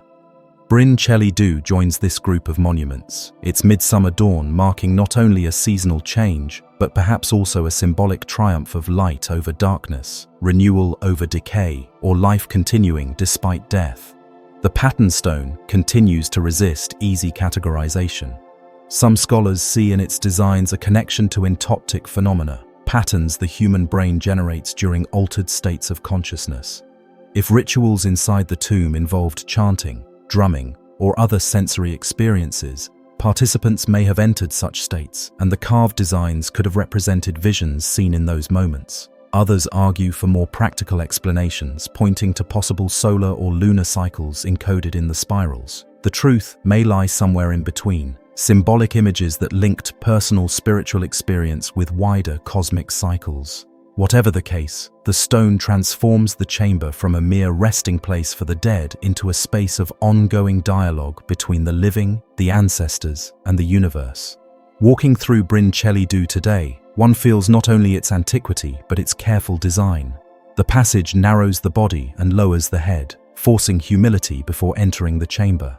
The chamber itself is intimate, its stones pressing close, but the carved slab draws the gaze, a focus point that transcends the enclosure. On midsummer morning, the sunlight's arrival transforms the space into something more than architecture. It becomes a theatre of cosmic drama, a choreography written in stone and sky. As archaeologists and visitors continue to study and experience Bryn Celli Du, its mystery deepens rather than diminishes. Each discovery, whether a pottery fragment, a new measurement of alignment, or a reinterpretation of its carvings, adds to the richness of the puzzle. Yet the central questions remain. Why did people 5,000 years ago invest such effort here? What knowledge did they encode in carvings we still cannot read? And what meanings did they attach to the meeting of light and stone that we can only guess at today? Bryn Celli Du endures as more than a relic of prehistory. It is a conversation across time, carried on through stone, sunlight, and imagination. Step inside, and you become part of that dialogue, however briefly. The passage narrows, the chamber opens, and the ancient designs beckon you into thought.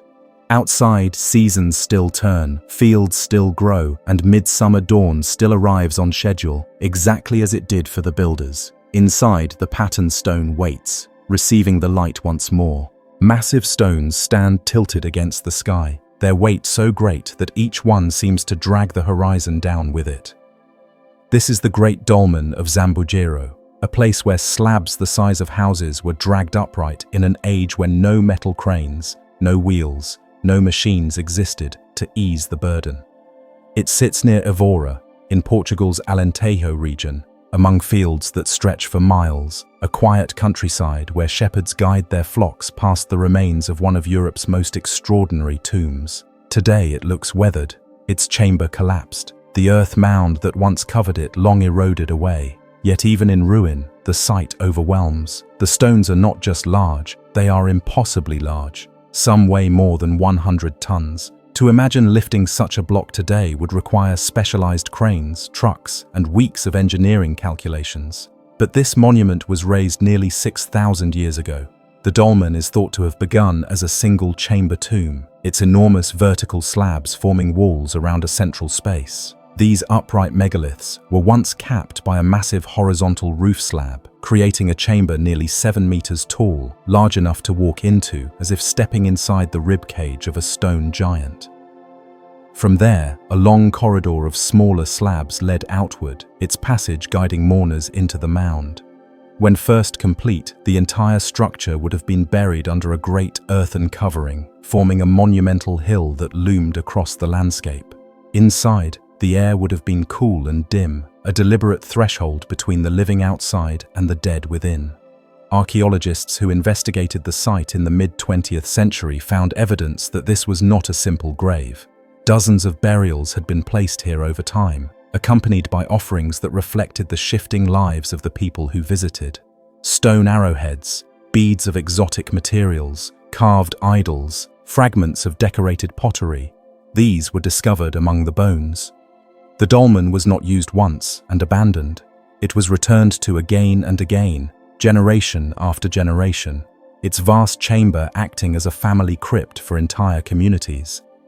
Every new burial linked the living to their ancestors, reinforcing bonds across centuries. The scale of the Zambugero dolmen sets it apart. Portugal is home to hundreds of megalithic tombs, but few approach such sheer size. The largest slabs here are more than 6 meters in height. How they were cut, moved, and lifted remains a puzzle. The nearest suitable stone sources lie several kilometers away. Moving blocks that size without wheels would have required dragging them on sledges or rolling them over wooden rollers.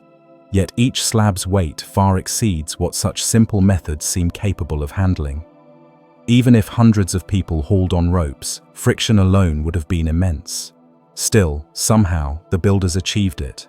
Some researchers suggest that the stones might have been shifted during wetter months when the ground was slick, reducing drag. Others propose wooden tracks, or even lubrication with animal fat, a method attested in later historical sources. But none of these theories feel entirely sufficient. The Zambugero dolmen pushes the limits of what we imagine possible for Neolithic communities. It suggests not only physical ingenuity, but also deep social organization. Hundreds of people would have been required to coordinate efforts, gather supplies, and sustain the labor force over weeks or months. Such a feat implies leadership, planning, and above all, a shared cultural belief that justified the effort. What compelled them? To build a monument on this scale was to invest enormous energy into the care of the dead. These builders were farmers and herders, living lives already shaped by labor, yet they devoted their strength to raise stones for ancestors. Perhaps the act of construction itself was ritual. Each pull of rope, each heave of timber, each chant shouted in unison, part of a ceremony binding the living community as much as honoring the dead. In this way, the dolmen was not merely a tomb, but a statement of identity. It declared that this land was theirs, their ancestors resting beneath its soil, their presence monumentalized in stone too heavy to be forgotten. Visitors today walk among the tilted slabs of the chamber, their tops broken, their original roof gone. Even in partial ruin, the site conveys scale. The chamber interior once could have held dozens of people at once, its walls echoing with the sounds of ritual chants or the crackle of firelight. Excavations revealed not just burials, but traces of offerings left long after interments ended. This suggests the dolmen became a place of pilgrimage, visited by later generations who no longer remembered the original builders, but who sensed its sacredness and left gifts to honor it. Comparisons with other European dolmens highlight just how unusual Zambugero is. In Brittany, France, passage graves like Gavinis or Barnanes feature finely decorated stones but on a smaller scale. In Ireland, Polnabrone and Newgrange reveal brilliant design and astronomical alignments, but again the individual stones are lighter. Zambugero dwarfs them in raw megalithic mass. It belongs to a tradition found across Iberia, where tombs became vast communal monuments. Still, nothing matches its scale. The Great Dolmen truly is the superlative of its kind. The Alentejo landscape around Evora preserves more than just Zambugero. The region is dotted with standing stones, cromlechs, and other dolmens, suggesting a dense ritual landscape. The builders clearly saw the land itself as sacred, shaping it with alignments and markers. The dolmen may have been positioned to align with celestial events. Some researchers argue its long passage was oriented toward the rising sun at certain times of year, linking the rebirth of the sun with the rebirth of ancestors in the afterlife. If true, then stepping into its chamber on those mornings would have meant walking into a shaft of light, as if entering both the tomb and the cosmos simultaneously. Legends survive among locals that giants built these stones, a common theme across Europe. When confronted with monuments too large for memory to explain, later generations often turned to myths of beings larger, stronger, or more skilled than humans. In Portugal, stories speak of enchanted maidens or powerful beings who shaped the stones overnight. While folklore cannot solve the engineering puzzle, it reveals the awe these monuments inspired across centuries. Even when their original purpose was forgotten, they remained charged with mystery. Modern archaeology has tried to reconstruct the sequence of construction. The dolmen seems to date to the late Neolithic, around 4000 to 3000 BC. Radiocarbon dates from artifacts inside confirm long use across centuries. At some point, the earthen mound that once covered the chamber eroded or was removed, leaving the megalithic bones exposed. Today, the stones stand precarious, some leaning outward.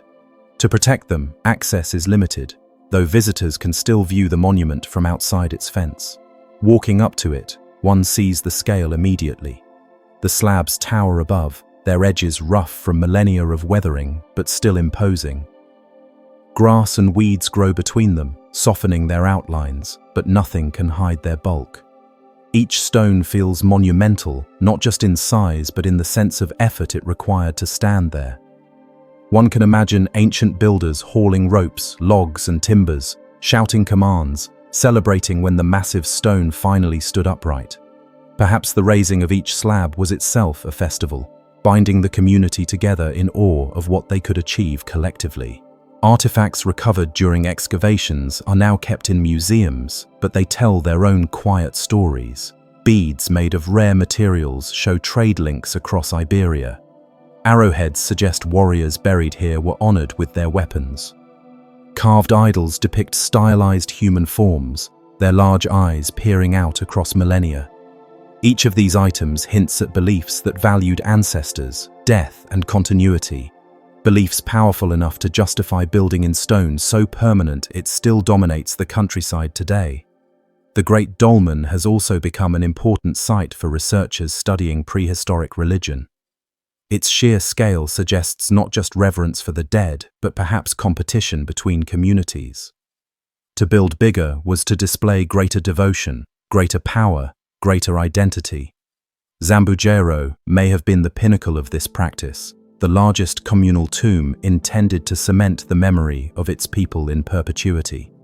If so, it worked. 6,000 years later, their monument remains, while their names are lost. The stones are their voice, speaking still. Yet what is perhaps most striking about Zambujero is not simply the engineering or the artifacts, but the feeling it provokes.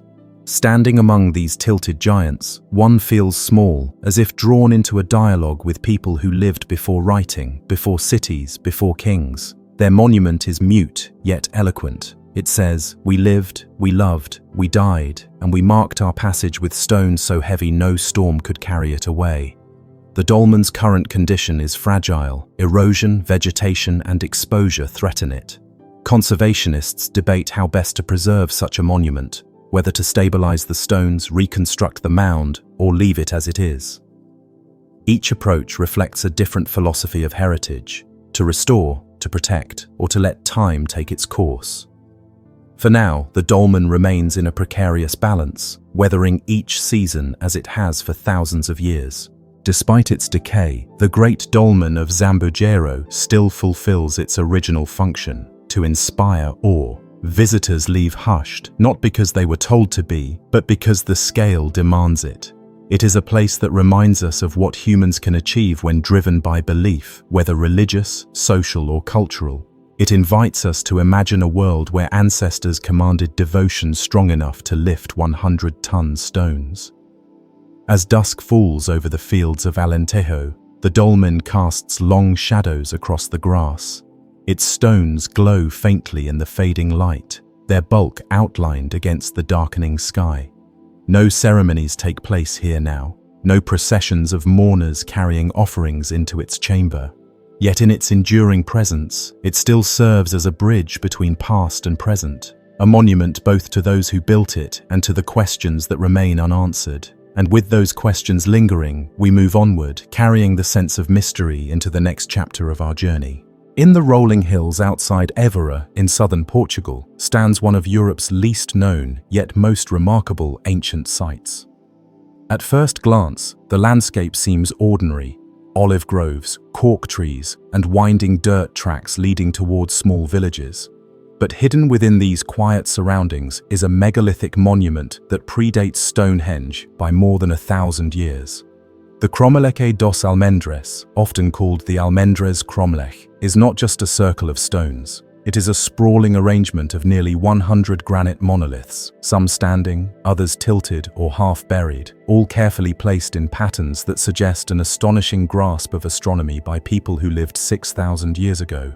What makes the site striking is its setting. Unlike monuments placed on high, dramatic ground, the Almendres circle rests gently within a wooded hillside. You don't see it from afar as you might Stonehenge or Karnak. Instead, you come upon it gradually, stepping out from a tree line into a clearing where the stones rise like a gathering frozen in time. They vary in size from modest knee-high blocks to towering uprights nearly 3 meters tall, their weathered surfaces flecked with lichen, their shapes irregular yet deliberate. Some are squat and rounded, others elongated and slender, each positioned with care.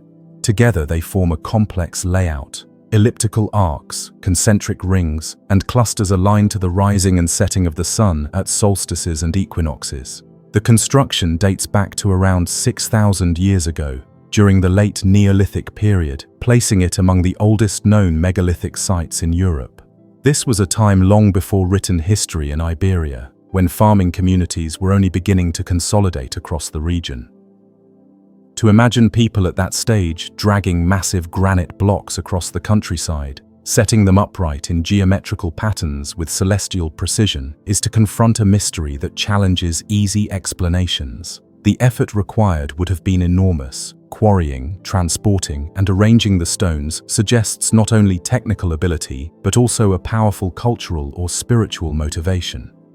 Archaeologists who have studied the site describe it as a kind of prehistoric observatory. Many stones align with the positions of the sun at key points of the year, especially the solstices when daylight reaches its extremes. On the winter solstice, for instance, the sunrise falls precisely along a marked axis, suggesting that the builders intentionally designed the monument to track seasonal change. For an agricultural society, the ability to mark these turning points would have been essential. Crops depend on timing, knowing when to sow, when to harvest, when to prepare for scarcity. By encoding astronomical knowledge into stone, the Almendres builders created more than a ritual site. They created a calendar written in granite.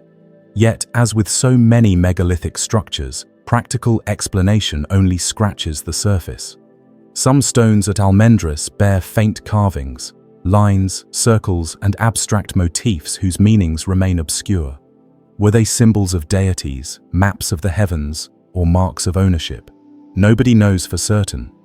Their weathered outlines suggest deliberate artistry, but their language has been lost across millennia.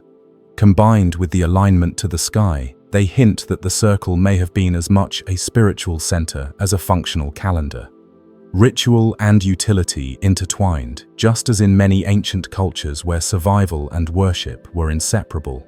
Folklore deepens the intrigue. Among local traditions, the stones are sometimes called antas, a word linked to ancient tombs and ancestral spirits. Villagers once believed the Cromlech to be enchanted, a place haunted by supernatural forces. Children were warned not to linger there after dark, lest they disturb the hidden beings said to move between the stones when the moon was high.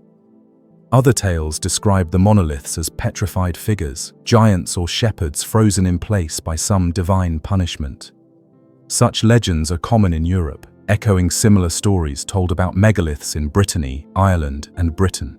They suggest that later generations, long after the original builders were forgotten, still felt awe and unease in the presence of these stones. Modern research has uncovered another layer to the site, its relation to nearby monuments. Scattered throughout the Evora region are dozens of dolmens, menhirs, and stone alignments, forming one of the densest clusters of megalithic activity in Europe. Almendres is the crown jewel of this network, but it is not isolated. Instead, it seems part of a vast sacred landscape, a web of sites connected by sightlines and celestial alignments. This suggests a sophisticated culture with shared traditions spanning miles of countryside. To coordinate such an extensive system implies not just local village effort, but regional cooperation, perhaps even a unifying religious or social order that bound disparate groups together. The sheer age of Almendres adds to its mystery. Built around 4000 BC, it predates not only Stonehenge, but also the Great Pyramid of Giza. At a time when Mesopotamian cities were just emerging and Egyptian pharaohs had not yet risen, the people of Iberia were shaping stone in ways that still command respect.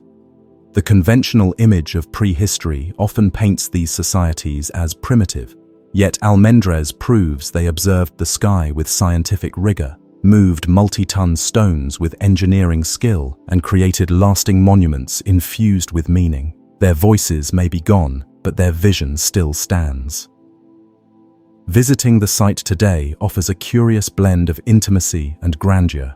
Unlike Stonehenge, which is roped off and crowded with tourists, Almendres lies quietly accessible. You can walk among the stones, touch their rough surfaces, stand at the center, and imagine the horizon as it would have appeared thousands of years ago.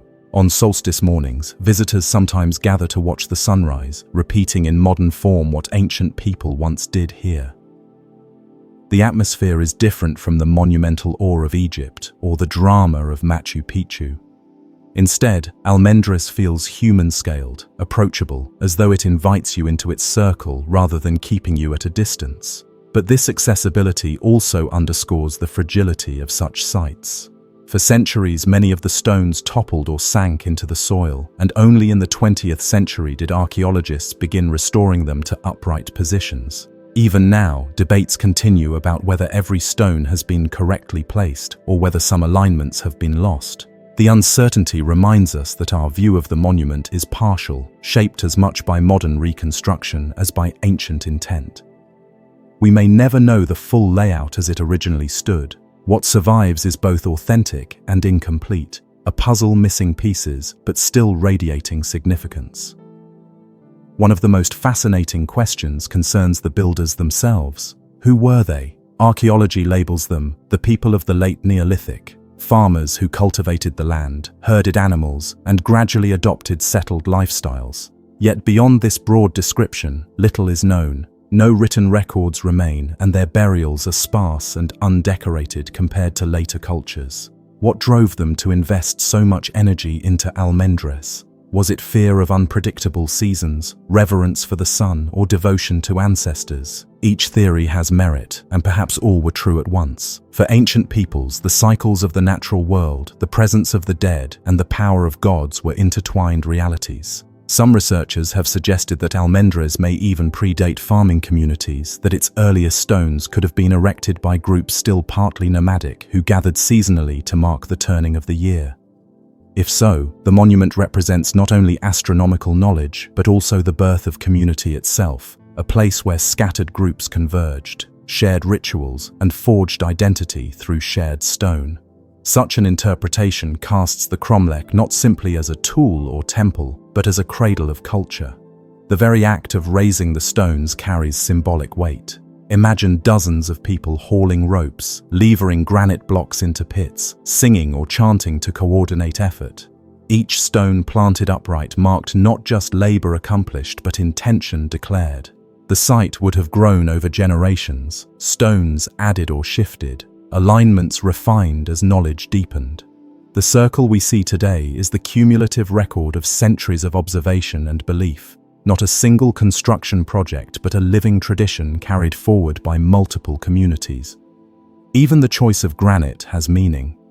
The local stone is tough, durable, resistant to erosion.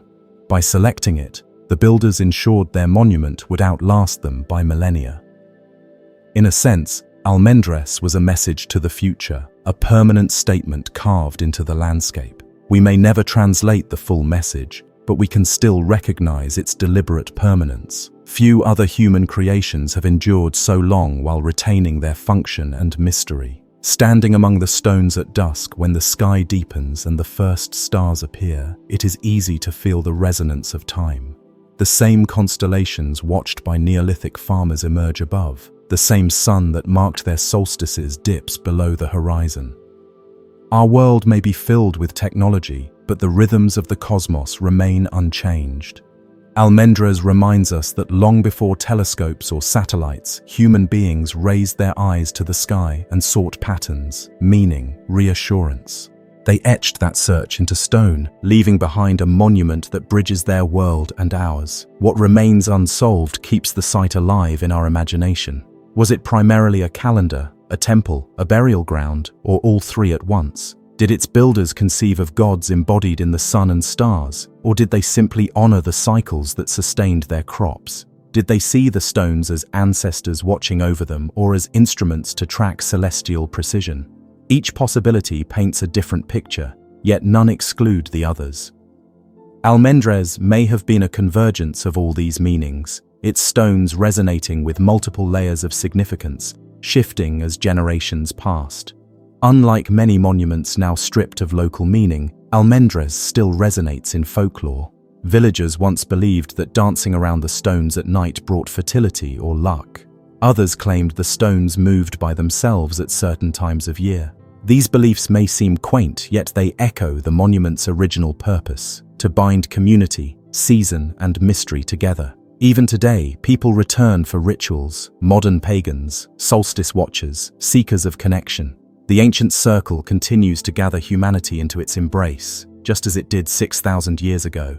In the end, the Cromlech dos Almendres is less about answers than about presence. It stands as both puzzle and witness, an enduring testimony to human ingenuity and wonder. Each stone, weathered but steadfast, marks a point where earth meets sky, where past meets present. To walk among them is to enter a dialogue across millennia, one that speaks not in words but in alignments, symbols, and enduring granite. And while much about Almendres remains uncertain, one thing is clear: the people who built it were neither simple nor naive. They were observant, organized, and profoundly attuned to the world around them. Their creation endures as a reminder that even in the deep past, long before recorded history, humanity reached for the cosmos and inscribed its rhythms into the landscape.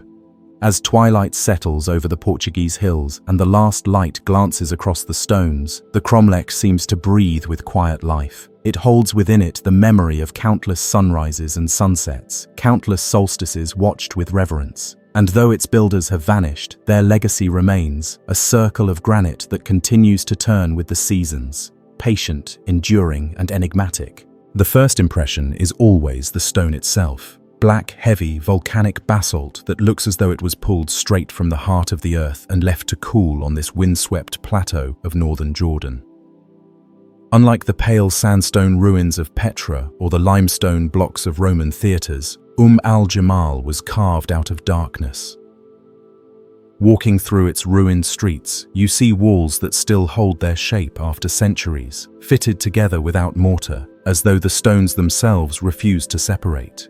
Each block is rough but deliberate, stacked with such confidence that whole houses, churches, water cisterns, and towers still cling to their form despite the desert sun and endless winds. Al-Jamal has been called the Black Gem of the desert, and the name suits it. From a distance, the ruins look almost like a mirage, a shadow city rising above the basalt plains that stretch towards Syria. To early travelers crossing this rugged land, the town must have seemed both forbidding and remarkable. Black rock everywhere, on the ground, in the walls, in the broken arches overhead. But what makes the site so compelling is not simply its unusual material, but the mystery of how its builders managed to raise an entire settlement out of such unforgiving stone, crafting a city that could house thousands. Archaeologists trace the origins of al-Jamal back to the Nabateans, the same culture that gave the world Petra. Yet while Petra dazzles with its carved facades and ornate tombs, al-Jamal speaks in another voice, one of strength, weight, and endurance. Later, under Roman and Byzantine control, the settlement expanded. Black basalt churches appeared, some with colonnaded courtyards, others with high arches that once rang with prayers. The town's population may have reached as high as 4,000 or 5,000 people at its peak, living in houses made not from wood or mud brick, but solid blocks of stone. The absence of mortar remains one of the most striking features. Walk up to a surviving wall and you see how tightly each block was placed against its neighbor. Edges meet edges with a precision that recalls the polygonal masonry of Peru or the fitted stones of Baalbek. To accomplish this with basalt is no small task. Unlike limestone, basalt is incredibly hard, resisting tools and shaping. Modern stonemasons note that cutting and dressing basalt requires steel chisels and immense effort, and yet here, entire neighborhoods were raised from it, some standing 2 or even 3 stories high. The question lingers: how did ancient builders manage such a feat? One possibility is that they exploited natural basalt flows, quarrying stones already broken into rough rectangular shapes by the cooling of lava. Even so, transporting them, fitting them, and raising them into arches and domes required knowledge of balance and weight that speaks to advanced construction techniques. These were not temporary shelters or rough desert camps. They were homes meant to last generations. Walking through al-Jamal today, you find cisterns dug deep into the basalt to collect and hold water. Channels cut into the streets guided rainfall into storage, ensuring survival in a region where water was always scarce. This hydraulic engineering reveals a community that understood not only stone, but also the rhythms of the desert itself. A people who built a life here, on black rock under a relentless sun, and left behind a city that refuses to fade away. The churches provide another layer of fascination. In the Byzantine period, more than a dozen were constructed here, their walls still reaching upward in jagged outlines. Step inside one of these ruined sanctuaries and you can almost imagine the sound of early chants, the light falling through high windows onto basalt floors. The contrast between the dark stone and the bright desert sky would have created a dramatic setting for worship. And yet, for all their grandeur, the walls stand without binding mortar, relying solely on the precision and weight of the stones themselves. Legends surrounding al-Jamal speak of giants, as they often do with megalithic sites. Local traditions sometimes suggest that no ordinary men could have raised such massive blocks without aid from beings of greater strength. While archaeologists dismiss these tales as folklore, they capture something essential: the awe people feel when standing before walls of black stone stacked with such unyielding accuracy. The human imagination searches for explanations equal to the scale of the achievement. Excavations at the site have uncovered inscriptions in both Greek and Arabic, along with pottery, coins, and evidence of daily life. These finds suggest continuity of settlement from the Nabateans through the Romans, Byzantines, and early Islamic periods. Yet despite these clues, questions remain. How exactly were the basalt blocks moved into place? What tools were used to shape them with such precision? And why did the community eventually decline, leaving the Black City to crumble in the desert? Some scholars point to earthquakes, which repeatedly shook this region, damaging water systems and collapsing homes. Others note shifting trade routes that left al-Jamal isolated, its people moving away to more prosperous towns. Whatever the cause, by the time medieval travelers passed through, the once vibrant settlement was largely abandoned, its black walls standing empty against the sky. The survival of those walls is itself extraordinary. Basalt, for all its hardness, is brittle, prone to cracking under pressure. Yet the builders of al-Jamal placed their blocks with such care that even after centuries of abandonment, many structures remain recognizable. Multi-room houses still outline their courtyards. Towers rise, their upper stories broken but their foundations solid. It is as if the city, though deserted, refused to surrender completely. Consider the scale: more than 100 buildings identified, some stretching across large courtyards, others clustered tightly like a stone labyrinth. Streets wind through the ruins, broad enough for animals and carts. Unlike many desert ruins that consist only of temples or forts, al-Jamal was a true town, with homes, shops, stables, and cisterns.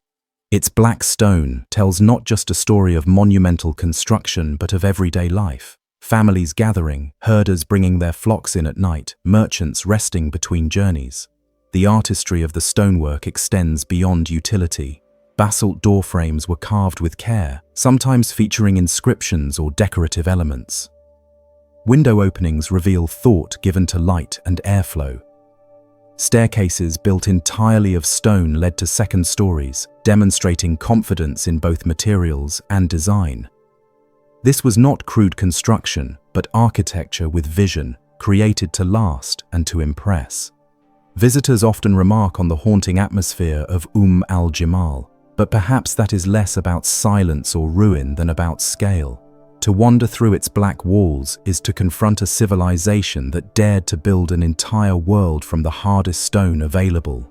It is a reminder that ingenuity does not always choose the easiest path. Sometimes it chooses the most difficult, and in doing so, creates something unforgettable. Scholars continue to study the basalt masonry, comparing it to other traditions across the Near East. Some see connections to Nabatean rock-cut facades, others to Roman military architecture. Yet al-Jamal stands apart, neither carved from cliffs nor bound by concrete. It represents a unique experiment, a city of black stone blocks fitted with nothing but precision and weight.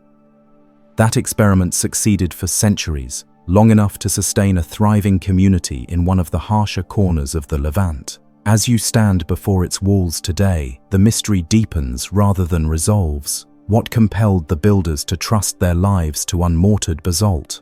Was it necessity, the abundance of stone in the surrounding desert flows? Or was it confidence in a building tradition that has since been lost to time? Whatever the answer, the city continues to testify to skills and choices that challenge our assumptions about ancient technology. The ruins of al-Jamal invite contemplation not only of engineering but of human persistence. To build with such difficulty, to haul black stone under a desert sun, to fit block upon block with no margin for error. These acts speak to determination as much as to knowledge. They remind us that history is not only shaped by empires and armies, but by communities who found ways to create permanence in places where survival itself was uncertain. As this chapter closes, the basalt city remains etched in memory. Its dark walls do not simply collapse into the dust. They press forward, asking us to look closer, to recognize that even in forgotten corners of the desert, extraordinary feats of construction were achieved. Al-Jamal still stands, a black monument against the pale horizon, challenging us to wonder what other stories remain locked within the stones. Morning mist often lingers in the valleys of Cumbria, drifting between the rolling slopes and rugged ridgelines of England's Lake District. On certain days, as the haze begins to thin, an unusual sight slowly emerges. Dozens of stones, weathered by thousands of years of wind and rain, rise out of the grass in a wide ring. Beyond them, jagged mountains form a natural amphitheatre, encircling the monument in a sweep of ancient peaks. This is Castlerigg, one of the earliest and most enigmatic stone circles in Britain. Though modest in comparison to the towering stones of Stonehenge, Castlerigg captivates with its setting, its geometry, and its enduring questions about why it was built. The circle itself is composed of 38 stones, though archaeologists believe there were once more. Each varies in size and shape, some standing over 2 meters high, others barely half a meter, but all chosen with evident care. The builders placed them in an oval measuring roughly 30 by 33 meters. A ring large enough to command attention, yet intimate enough to feel enclosed. Standing within it, surrounded by mountains on every side, one cannot help but sense that the builders intentionally chose this location for its natural drama. Helvellyn, Skiddaw, Blencathra, and the High Seat dominate the horizon, their slopes visible between gaps in the circle, almost as though the stones were aligned to frame the landscape itself. Dating Castlerigg has never been straightforward, but most archaeologists agree it was constructed during the late Neolithic, around 3,000 years before the Common Era. That makes it older than Stonehenge, perhaps by several centuries. Radiocarbon analysis of materials found nearby, as well as comparisons with other stone circles, support this timeline.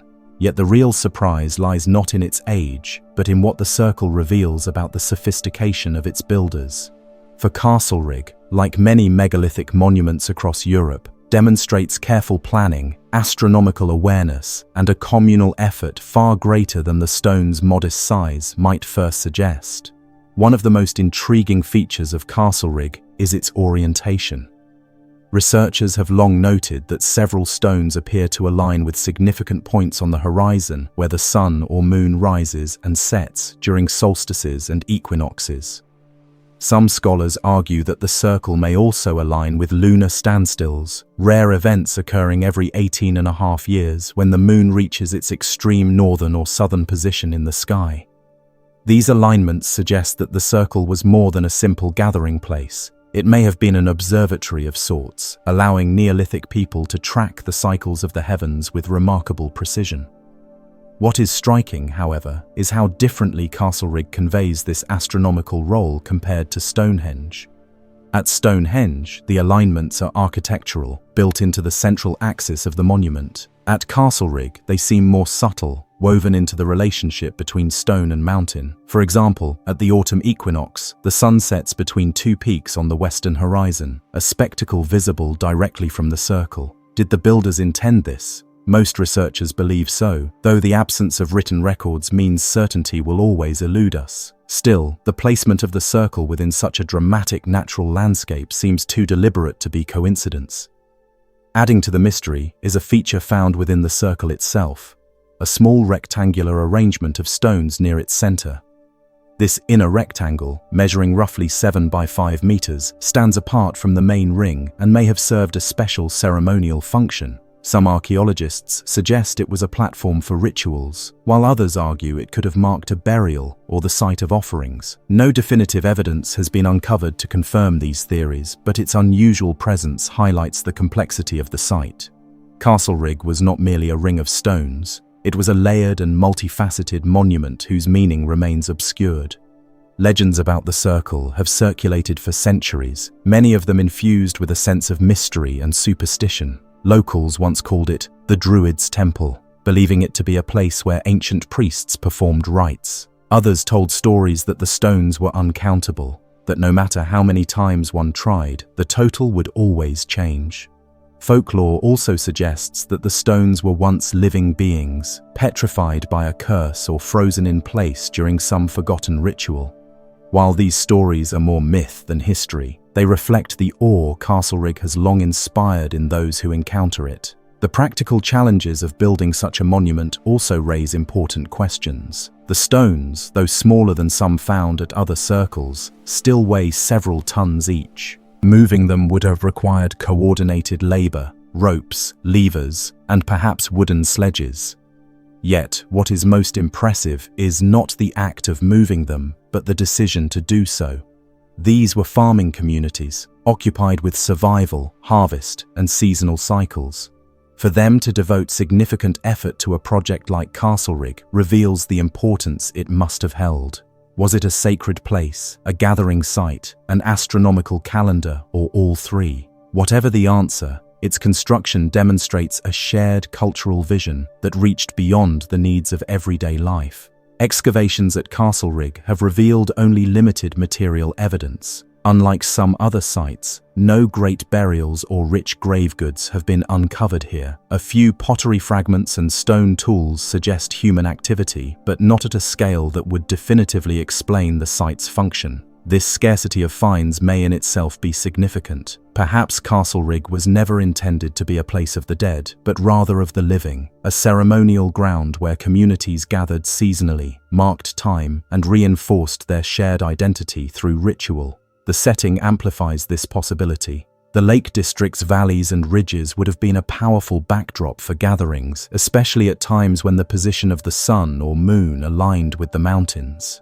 Imagine a community assembled here 5,000 years ago, watching the midsummer sun rise over Blencathra or the winter solstice sunset drop between two far peaks. The combination of natural spectacle and human-made structure would have created a powerful sense of connection between earth, sky, and community. Yet Castlereagh also resists easy explanation. Unlike Stonehenge, it lacks complex architectural features like lintels or trilithons. Unlike Newgrange in Ireland, it offers no decorated stones or passageways aligned to solstice light. Its simplicity is deceptive, for within its modest form lies an elegance that may be even more sophisticated. By situating the circle within a dramatic natural landscape, the builders made the mountains themselves part of the monument. This blending of natural and human elements suggests a worldview in which people did not separate themselves from nature but worked within it, crafting structures that highlighted and celebrated the land's existing features. Over the centuries, Castlereagh has never lost its ability to inspire. Early antiquarians visiting the site in the 17th and 18th centuries described it with fascination, though often filtered through their belief that it must have been built by Druids. Romantic poets of the 19th century found in its setting a source of inspiration, weaving it into the imagery of wild landscapes and ancient mysteries. Modern archaeologists, while more cautious in their interpretations, still acknowledge that Castlereagh represents one of the earliest and most important stone circles in Britain, a precursor to the more elaborate constructions that would follow. One particularly fascinating aspect of Castlereagh is its connection to other sites across Cumbria and beyond. Britain contains hundreds of stone circles, though few are as well preserved as Castlereagh. Many of these circles seem to share common features: astronomical alignments, central features, and careful placement within the landscape. Could these be the traces of a shared cultural tradition spreading across Neolithic Britain? If so, Castlereagh offers one of the earliest and clearest examples of this phenomenon. It may have served as a prototype, a model that inspired later builders across the island to create their own stone circles, each with unique adaptations to local terrain and needs. The question of who built Castlereagh remains unanswered. Archaeologists broadly attribute it to Neolithic farming communities that occupied Britain during this period, groups who cultivated crops, domesticated animals, and lived in small settlements scattered across the land. These were not city builders like those of Mesopotamia or Egypt, yet their achievements reveal organizational skills and cultural priorities no less impressive. In the stones of Castlerig, we see the fingerprints of a society that valued communal ritual, celestial observation, and connection to the land. Their names and stories may be lost, but their vision endures in stone. Even today, the circle invites contemplation. Visitors often describe a sense of tranquility, as though the site retains some intangible presence. The mountains remain as they were thousands of years ago, and the stones stand largely unchanged, linking present to past in a way few places can. Walking among them, one can imagine the gatherings, the rituals, and the astronomical observations that once took place here, though their exact nature will forever remain a mystery. What Castlerig ultimately offers is a reminder of continuity. Thousands of years separate us from its builders, yet we too mark solstices, marvel at sunsets, and gather in special places to celebrate shared identity. The stones remind us that the desire to connect earth and sky, community and cosmos is not new. It is deeply human, reaching back to our earliest ancestors. As twilight falls over Cumbria, the circle takes on a new presence. The stones darken against the dimming light, while the mountains form quiet silhouettes on the horizon. The monument does not speak, yet it conveys a message across millennia that human beings have always sought to mark their place in the universe, to leave a legacy of stone and intention. Castlerig is one of those legacies, a circle whose meaning may never be fully explained, but whose significance remains undiminished. Our exploration now moves forward, continuing through landscapes scattered with stone and story, following the traces of civilizations whose voices reach us only through the monuments they left behind. Perfect geometry in the natural world is rare. Mountains crumble, rivers bend, trees twist, and even the most carefully polished pebbles from a stream are irregular if examined closely. Yet scattered across Costa Rica, dozens upon dozens of stones exist that defy that pattern. They are spherical, so precisely shaped that even modern engineers, upon examining them, admit the craftsmanship is impressive. Some are small enough to lift, weighing only a few kilograms. Others are colossal, stretching more than 2 meters across and tipping the scale at up to 15 tons. These are the DEFY spheres, carved centuries ago by hands whose identities remain unknown, their purpose still debated by scholars. What makes the spheres particularly mysterious is not only their shape, but their number. Hundreds have been documented, and researchers suspect that even more lie undiscovered beneath soil, vegetation, or private land. Each sphere was made from hard stone, usually gabbro, a coarse-grained igneous rock similar to basalt. Some examples are crafted from limestone or sandstone. No matter the material, the spheres share a consistent feature. Symmetry so exact that measuring their curvature reveals only the slightest deviations from a true circle. In other words, they are as close to perfect spheres as one can expect without modern machinery. The spheres were not widely known outside Costa Rica until the 20th century. In the 1930s, the United Fruit Company expanded banana plantations into the fertile Diquís Delta. Workers clearing fields stumbled upon large, rounded stones, often half-buried or overgrown with roots. Some assumed they were natural oddities and pushed them aside with machinery. Others treated them as nuisances to be destroyed. Dynamite was used on more than a few, leaving fragments scattered across plantations. Yet even in those destructive moments, their peculiar form caught attention.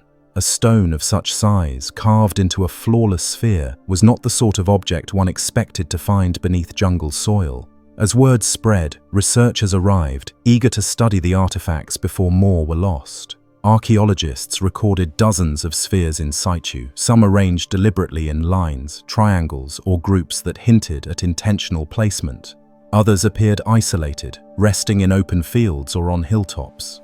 Many had already been moved by landowners who placed them in gardens, public squares, or driveways as decorative features, stripping them of their original archaeological context. That displacement created a challenge for researchers, who could no longer be certain of their original positions or alignments. The techniques used to carve the spheres remain uncertain.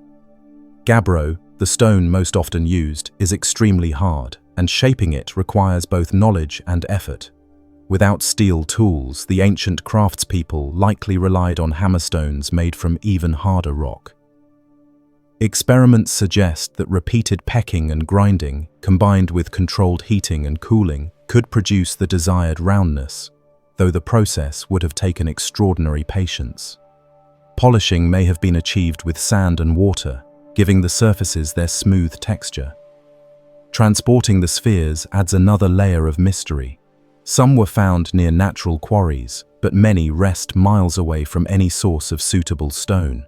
Moving an object weighing several tons across uneven terrain without modern machinery is no small task. Theories range from rolling them on wooden beams to dragging them on sledges lubricated with clay. Yet evidence is sparse, and given the sphere's perfect shape, rolling them directly might have been possible, though it risks damaging their surfaces. Whatever the method, the effort required shows deliberate intent. These stones were not casual creations, they were projects demanding immense labor and organization. The question of purpose has puzzled scholars for decades.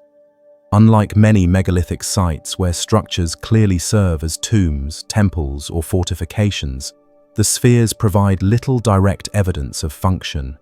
They are not hollow, they contain no inscriptions, they bear no carvings, they are simply spheres, their message hidden in their form and placement. Some archaeologists suggest they were status symbols, displayed by powerful chiefs or communities to demonstrate wealth and influence. The larger the sphere, the greater the prestige. Others see them as territorial markers, placed deliberately to define boundaries between regions or groups. Their arrangement in certain sites, lines pointing toward mountains or the sea, suggests they may have carried symbolic meaning, perhaps even astronomical alignments similar to those seen in stone circles elsewhere. Yet, without written records from the people who made them, certainty remains elusive. Local legends provide tantalizing clues. Oral traditions among indigenous groups speak of powerful ancestors who possessed secret knowledge of stone. Some stories describe the spheres as the remnants of giant weapons, crafted by gods or heroes who hurled them across the land. Other tales portray them as sacred objects embodying cosmic forces. While these stories cannot be taken literally, they reflect the awe these objects inspired in local memory, suggesting that even long after their creation, the spheres retained symbolic weight. Modern researchers have attempted to date the spheres by examining nearby archaeological layers. Many are associated with the DEFY culture, which thrived between around 500 AD and 1500 AD, before the arrival of Spanish colonizers. This culture left behind elaborate goldwork, ceremonial centers, and complex social hierarchies, indicating a society capable of organizing the labor needed to carve and transport massive stones. Radiocarbon dating of associated sites suggests the spheres were most actively created during this period, though some could be older. Unfortunately, the arrival of Europeans disrupted this cultural continuity. By the time Spanish chroniclers recorded their impressions of the region in the 16th century, much of the indigenous population had been devastated by disease, conflict, and forced labor. As a result, knowledge of the sphere's original purpose was already fading. The Spaniards themselves mentioned little about them, perhaps regarding them as curiosities rather than monuments worth recording in detail. That absence of contemporary descriptions adds to their mystery today. What sets the DEFY spheres apart from other megalithic monuments is the purity of their form. Stone circles, dolmens, and passage tombs around the world often impress with their scale or alignment, but they still bear the roughness of quarried rock. The spheres, by contrast, are refined to a degree that feels almost modern. Perfect curvature speaks to a cultural emphasis not on size alone, but on precision, on the mastery of form. It suggests that symmetry itself may have carried symbolic or spiritual meaning for their makers. In the 20th century, many spheres were relocated to museums or private collections. Some were even shipped overseas, ending up in places as far away as Europe or North America. Their removal from their native landscape diminishes the possibility of fully understanding their placement. However, recent efforts by Costa Rica's government and international organizations have focused on preserving and protecting the spheres that remain in situ. In 2014, several sites containing groups of spheres were designated UNESCO World Heritage Sites, ensuring protection for future study. Visitors to these sites today often describe a strange sense of presence. Walking among the spheres, arranged in patterns that no longer reveal their original meaning, one cannot help but wonder at the determination of their makers. Each stone represents countless hours of labor, thousands of careful strikes, and the coordination of entire communities. The result is not a temple or a fortress, but a simple, perfect shape repeated again and again across the landscape. That repetition suggests significance beyond mere artistry. Some researchers have drawn comparisons to other ancient traditions of geometric symbolism. Circles appear universally as representations of cycles, eternity, the heavens, or perfection. In cultures across the globe, from Native American petroglyphs to Buddhist mandalas, the circle holds sacred meaning. Perhaps the DEFY spheres were part of this broader symbolic vocabulary, an attempt to capture cosmic principles in durable stone. Their placement in groups, sometimes oriented towards celestial events, supports this possibility, though without direct evidence it remains speculative. The spheres also remind us of how much knowledge can be lost. A society capable of such feats disappears from written history, leaving only these enigmatic monuments as testimony. The tools are gone, the workshops vanished, the myths fragmented. All that remains are the stones themselves, polished against time, still demanding attention centuries later. Engineers who have studied the largest examples emphasize just how remarkable the craftsmanship is. Creating a sphere of such size without the aid of lathes, grinders, or precise measuring devices is a challenge even today.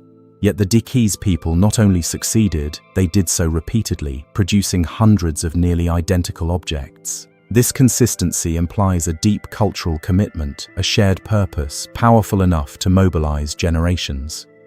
Standing before one of the massive spheres, it is tempting to see it as a puzzle deliberately set for the future.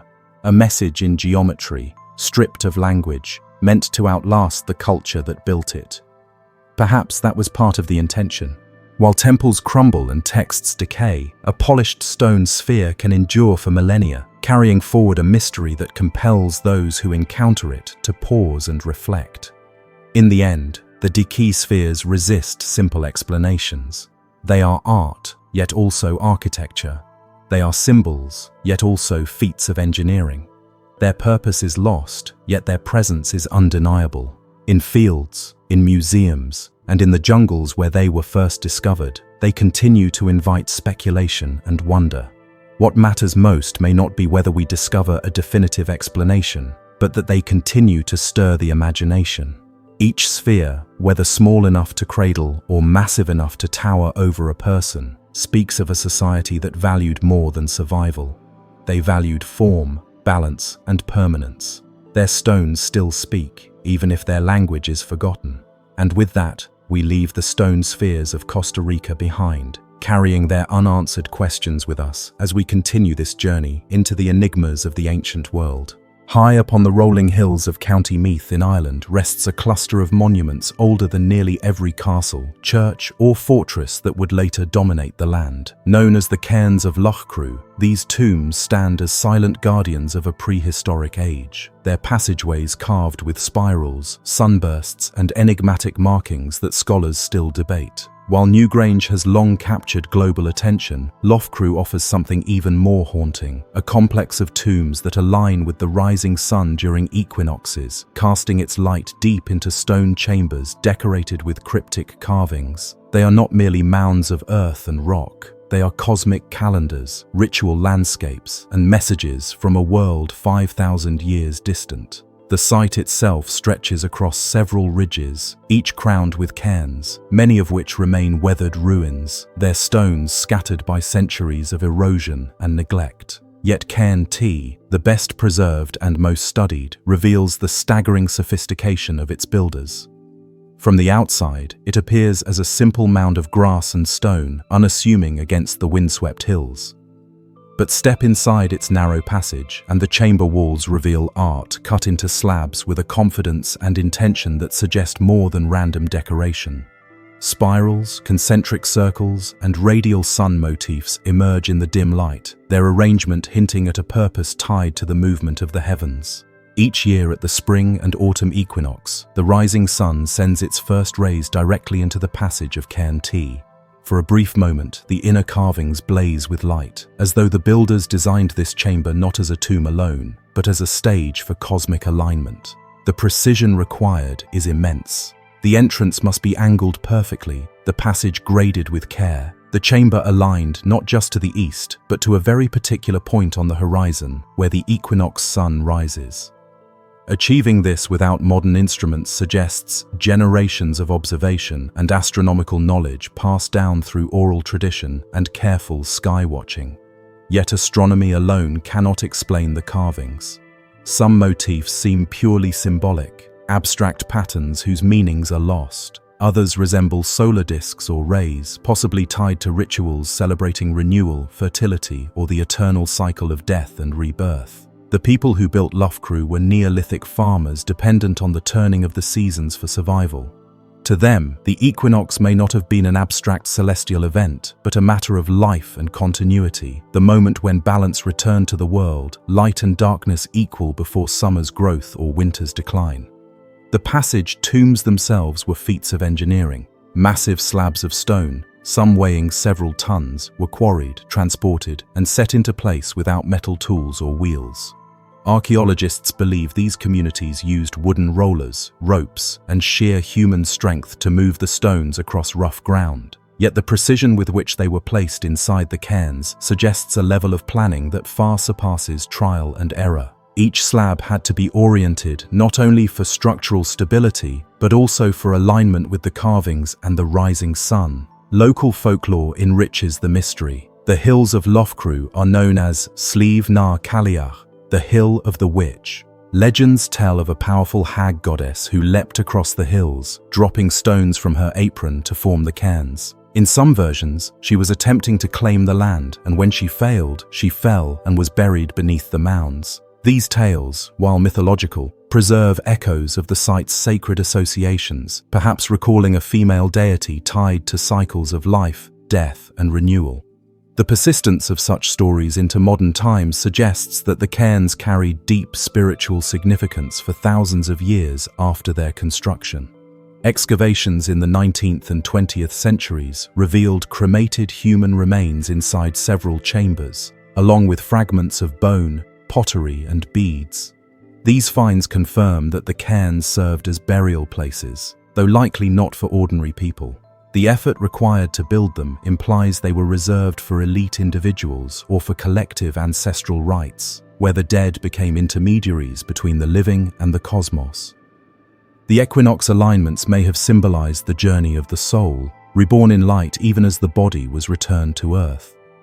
Scholars still debate whether the carvings should be read as literal astronomical diagrams, symbolic cosmology, or purely ritual decoration. Some researchers argue that the repeated spirals and circles represent the sun's yearly path, or perhaps lunar cycles, while others see them as abstract symbols of transformation.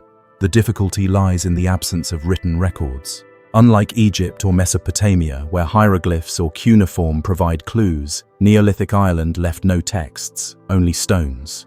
The cairns of Lof Crew are thus both library and riddle, their pages carved in rock but their language long forgotten.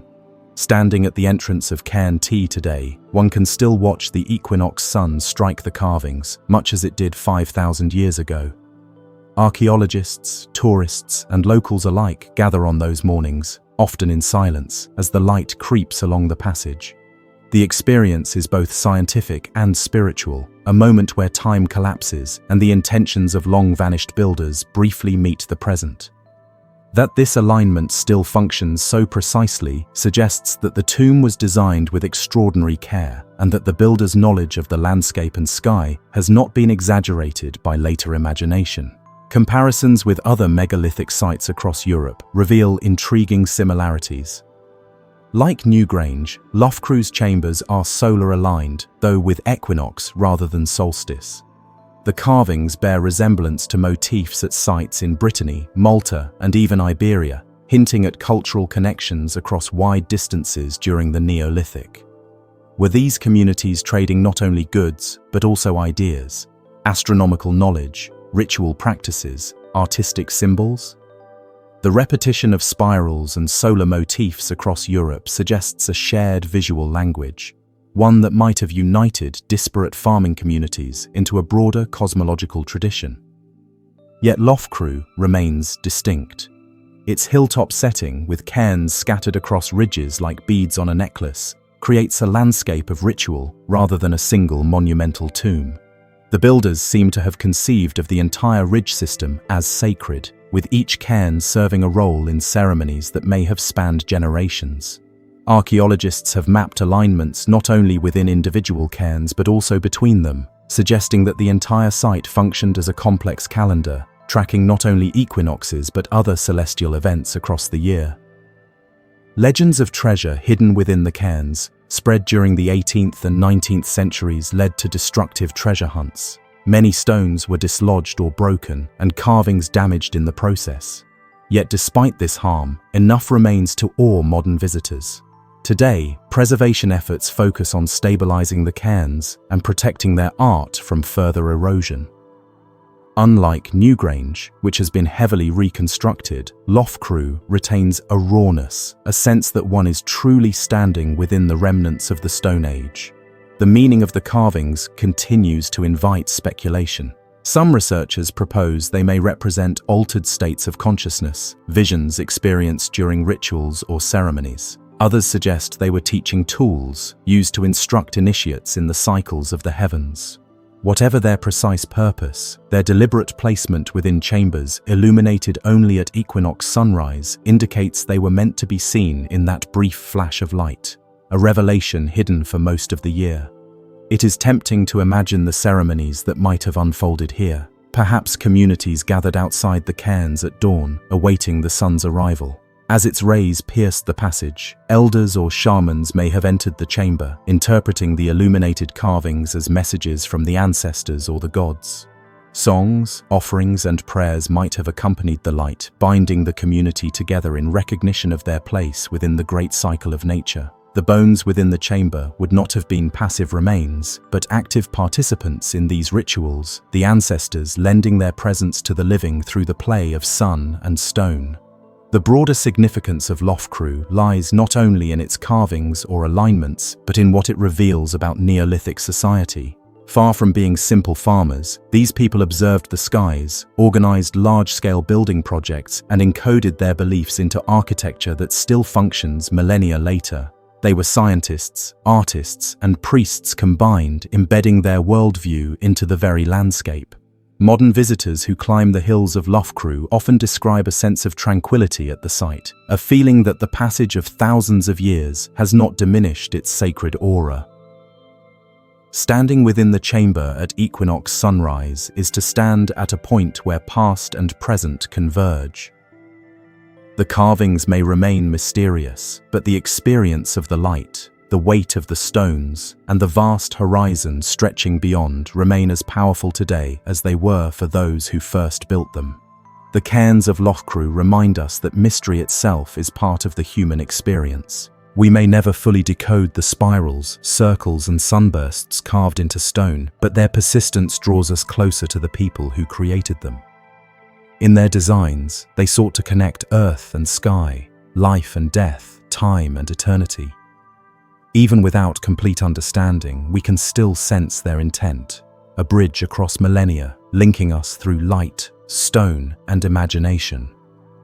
Lof Crew's hills continue to rise quietly above the Irish countryside, their cairns weathered yet still precise, their carvings worn yet still legible, their alignments still catching the equinox sun. They are monuments not just of stone, but of human curiosity, endurance, and the desire to leave behind a message for the future. Whether that message was meant to guide, to warn, or simply to remind us of our place beneath the sky, it remains powerful. And as we move onward in our exploration of impossible megalithic structures, the cairns of Lof Crew stand as another profound reminder that the ancient world was far more complex, connected, and mysterious than we often allow ourselves to believe. Along the rugged coast of Brittany, where the land juts sharply into the Atlantic, there rises a structure that does not announce itself with grandeur, but with quiet persistence. At first glance, it might appear to be no more than a great mound of stone, weathered by millennia and softened by the passage of time. Yet this is no natural hill, nor the random piling of rock. This is the cairn of Barnenez, one of Europe's most ancient and remarkable monuments, a construction so old that it predates both Stonehenge and the Great Pyramid of Giza. The scale of the cairn alone commands attention. Stretching more than 70 meters in length, 25 meters in width, and rising nearly 9 meters high, it contains an estimated 13,000 tons of stone. The structure takes the form of a stepped mound, its surface layered in terraces that descend toward the shoreline below.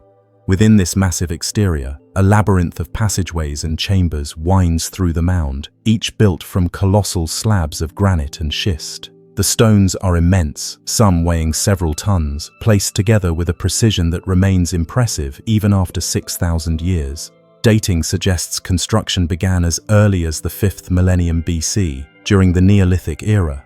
This makes the cairn of Barnenez among the oldest surviving examples of large-scale megalithic architecture in Europe. At that time, farming communities across Brittany were beginning to settle permanently, cultivating the land and establishing traditions that would shape generations. To these people, raising such a monument required immense effort, but also vision, an idea that stone could embody memory, belief, and permanence in ways no wooden structure or spoken tale could. Step inside the cairn, and the complexity of its design becomes evident. 11 passage tombs extend into the mound, arranged in 2 parallel rows and accessible from its flanks. Each passage narrows toward the entrance, then expands into chambers roofed with massive capstones. Some walls are decorated with engravings, spirals, axes, and geometric patterns carved into hard stone. These engravings are faint today, worn by time, but they speak of symbolic language, of meaning encoded in shapes that transcend spoken words. The engravings are particularly fascinating. Among them, the double axe motif recurs, a symbol found across Neolithic Europe. Its presence here suggests connections, whether cultural, religious, or symbolic, stretching across vast distances.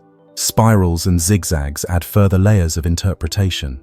Were they solar symbols, representations of cycles, or markers of ritual pathways? Scholars debate their meaning, but all agree that their very presence shows these chambers were more than burial sites. They were places of ceremony, of myth, of cosmology expressed in stone.